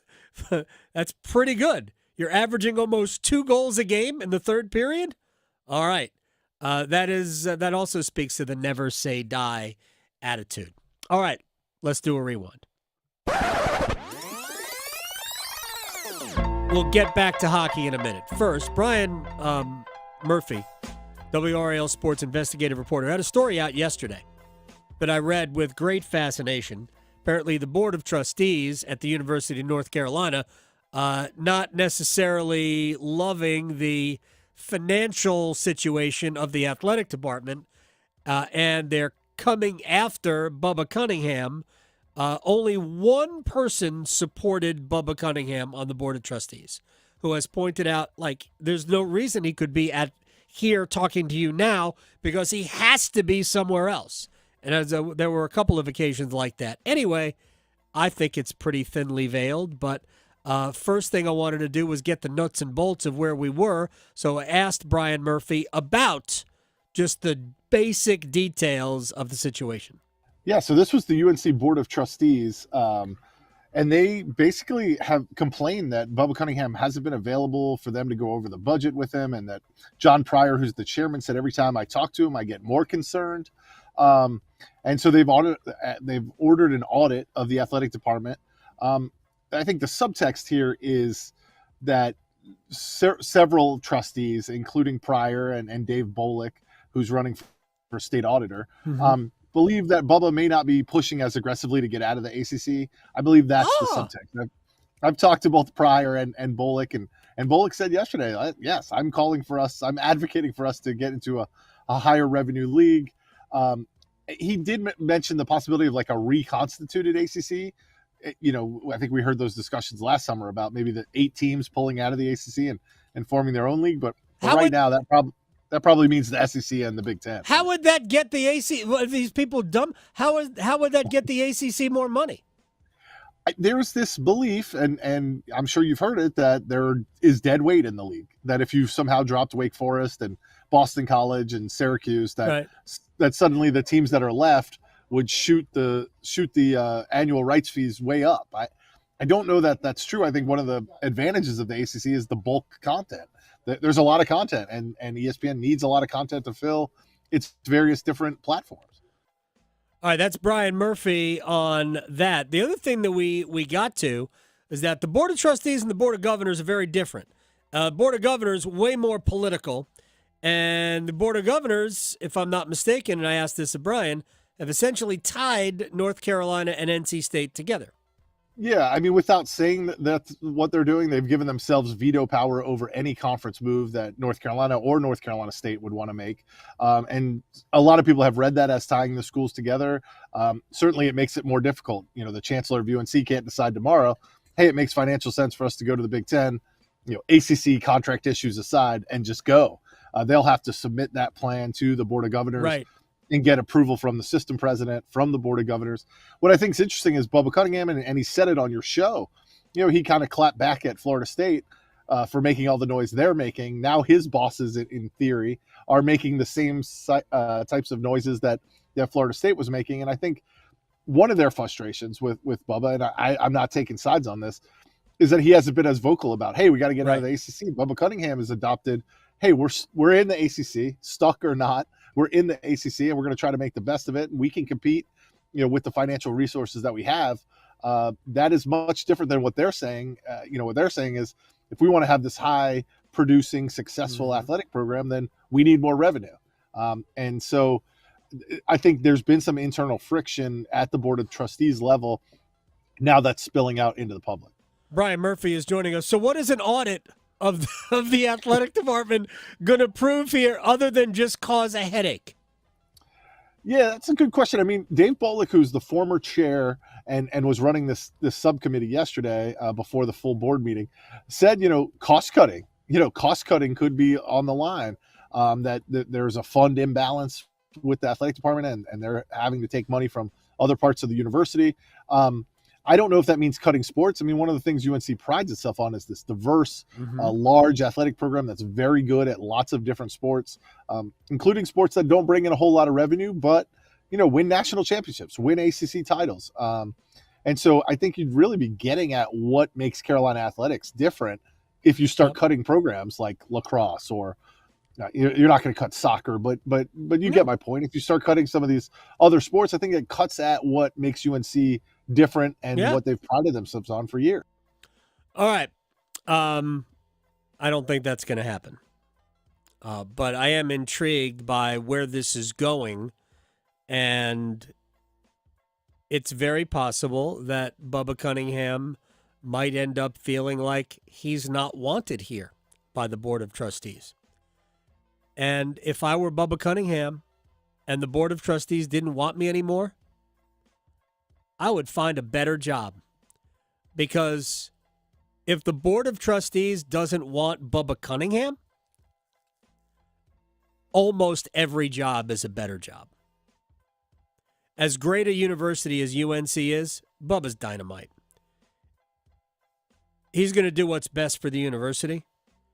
And by the way, it's the presidents that decide whether or not you leave for the presidents, chancellors that decide whether or not you go for greener pastures.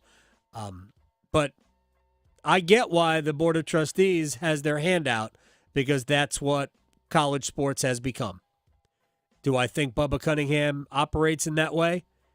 No, I don't. Just like I don't think Jim Phillips operates that way. And maybe everybody needs to operate that way. Otherwise, ultimately, you get treated like a college program as opposed to a professional team, which is really what they're becoming. So if that's the case, maybe Bubba Cunningham should find a college that he wants to stay at. I'm team Bubba Cunningham, though.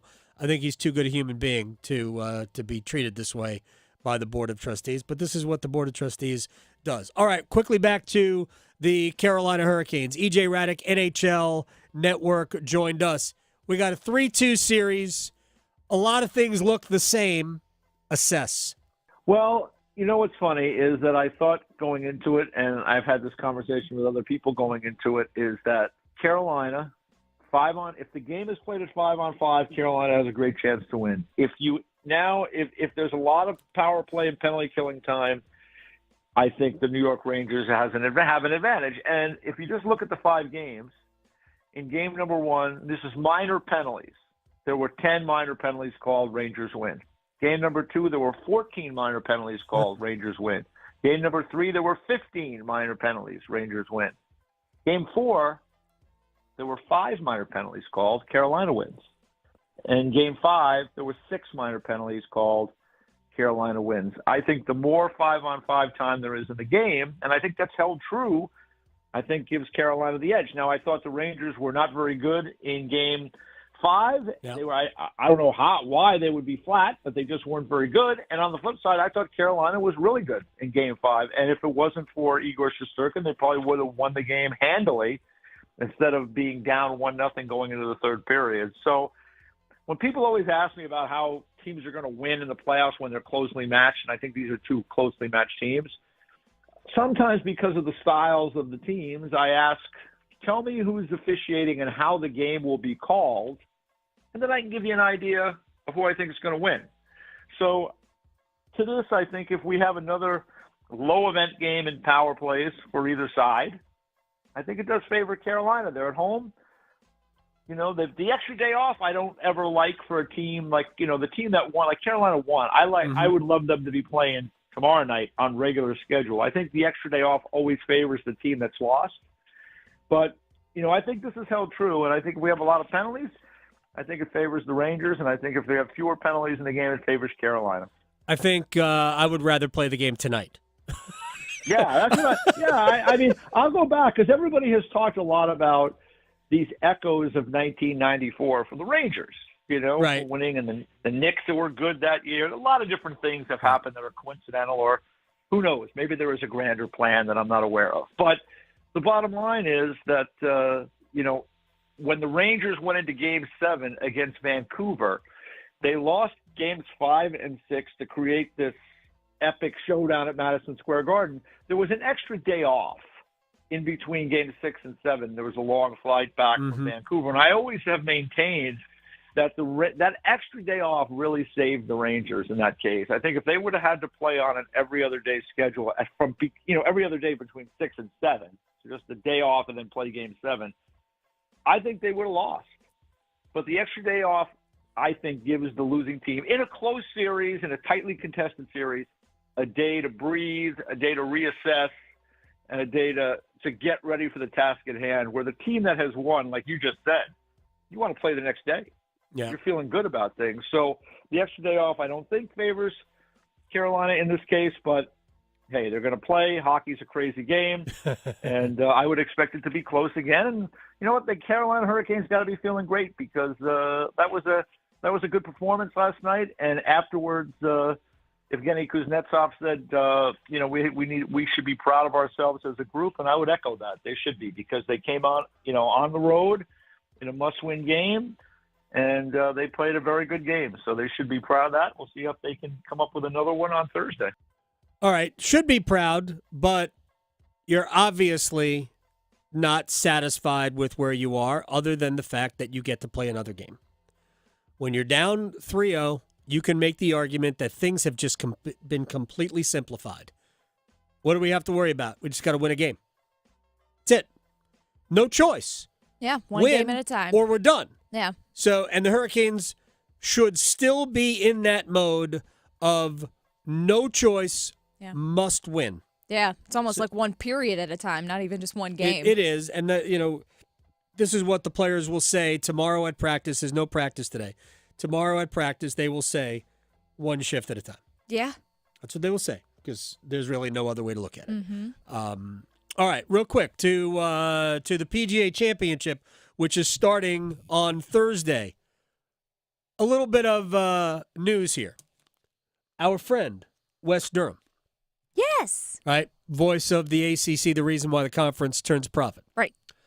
He will be doing ESPN's featured group coverage on ESPN+. Oh, fun. So if you want to hear Wes Durham on golf, and I do, right. I will have a pad and a pen, and I'm taking notes. I know. I am looking forward to Wes Durham. That's exciting. Doing the PGA Championship. Yes. He's going to be doing featured group coverage on ESPN+. Yeah, So, how many people is that going to confuse when they don't expect that he's going to be doing that and they hear his voice and they're like, is this basketball? What Here's are we what doing? I wanna know. Is this football? Actually, I should text him. Are you doing it with the tall Virginian? Oh, Is yes. he doing it with Dan Bonner? Of course not, but I'm just curious. But anyway, I could not be more thrilled on a personal level to be able to enjoy Wes Durham doing golf. I'm fired up for that.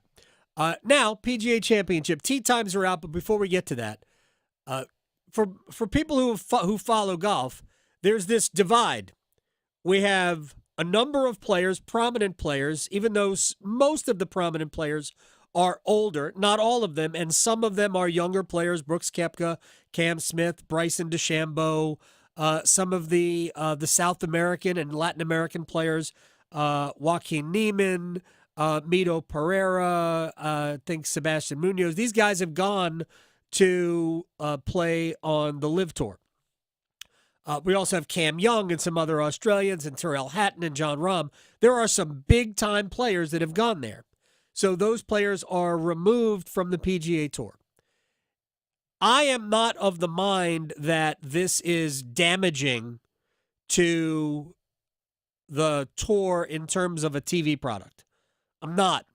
I think the garden variety PGA Tour events, even the elevated events, have been showing decreasing viewership year over year over year.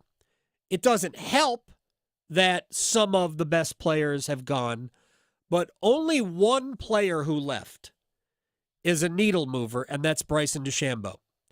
Everybody else is just a great player. But the truth of the matter is that there are only certain players that automatically draw eyeballs. Tiger Woods draws eyeballs. Mickelson is actually, if he wasn't completely beyond his sell-by date as a player, that would be a problem too. But he's basically done as a competitive player. He's a ceremonial golfer on LIV. Never, ever, ever, ever in contention. There's only one real, maybe two needle movers on the PGA Tour, Rory McIlroy and to a certain extent Jordan Spieth.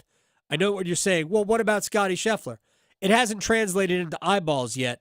He just lapped the field at the Masters and nobody cared. Primarily because he was so far out in front, and in and of itself, Scottie Scheffler isn't necessarily an attraction. But a guy who was charged with negotiating this détente between LIV and the PGA Tour, Jimmy Dunn, who's a businessman but on the PGA Tour policy board, quit the policy board. Rory McIlroy was denied access back on it, and right now the feeling is that they are not anywhere close to a deal to reunite golf. Not sure it has to happen, but they're not close to it. All right, quick tee times from the PGA Championship. Tiger Woods will play at 8 o'clock, 8:04 on Thursday with Adam Scott and Keegan Bradley. Rory McIlroy is in the group right after him. This is star-studded. I know you're excited. Oh, I'm fired up. I will not be paying attention to anything at 8:15 on Thursday or at 8:04 on Thursday. Cam Smith, great player. Hideki Matsuyama, Victor Hovland, the group right after Rory. Brooks Koepka and Max Homa and Jordan Spieth are in the group right after that. There is a murderer's row of golfers between 8:04 and like 8:40. By the way, Akshay Bhatia, who's a local kid here in the Raleigh area, tees off at 8:59 with Bryson DeChambeau and Tommy Fleetwood. Grayson Murray, also Leesville Road High School kid. He tees off at 7:31. It's so many great groups. We don't have time to get to all of them. But we'll explore that more tomorrow. Got a lot of stuff this week. Canes Game 6 is on Thursday. Victoria, thank you. Bye. Going beyond the box scores. Adam Gold on the North Carolina Sports Network. Everybody has life goals. My goal in life, and this is Adam Gold, is to make other people's lives easier, better. Tell that to my wife all the time. So if you are a contact lens or glasses wearer, and I spoke to somebody at one of the hockey games recently about this, let me do the same for you. Dr. Lori Travers LASIK, the only LASIK specialist in the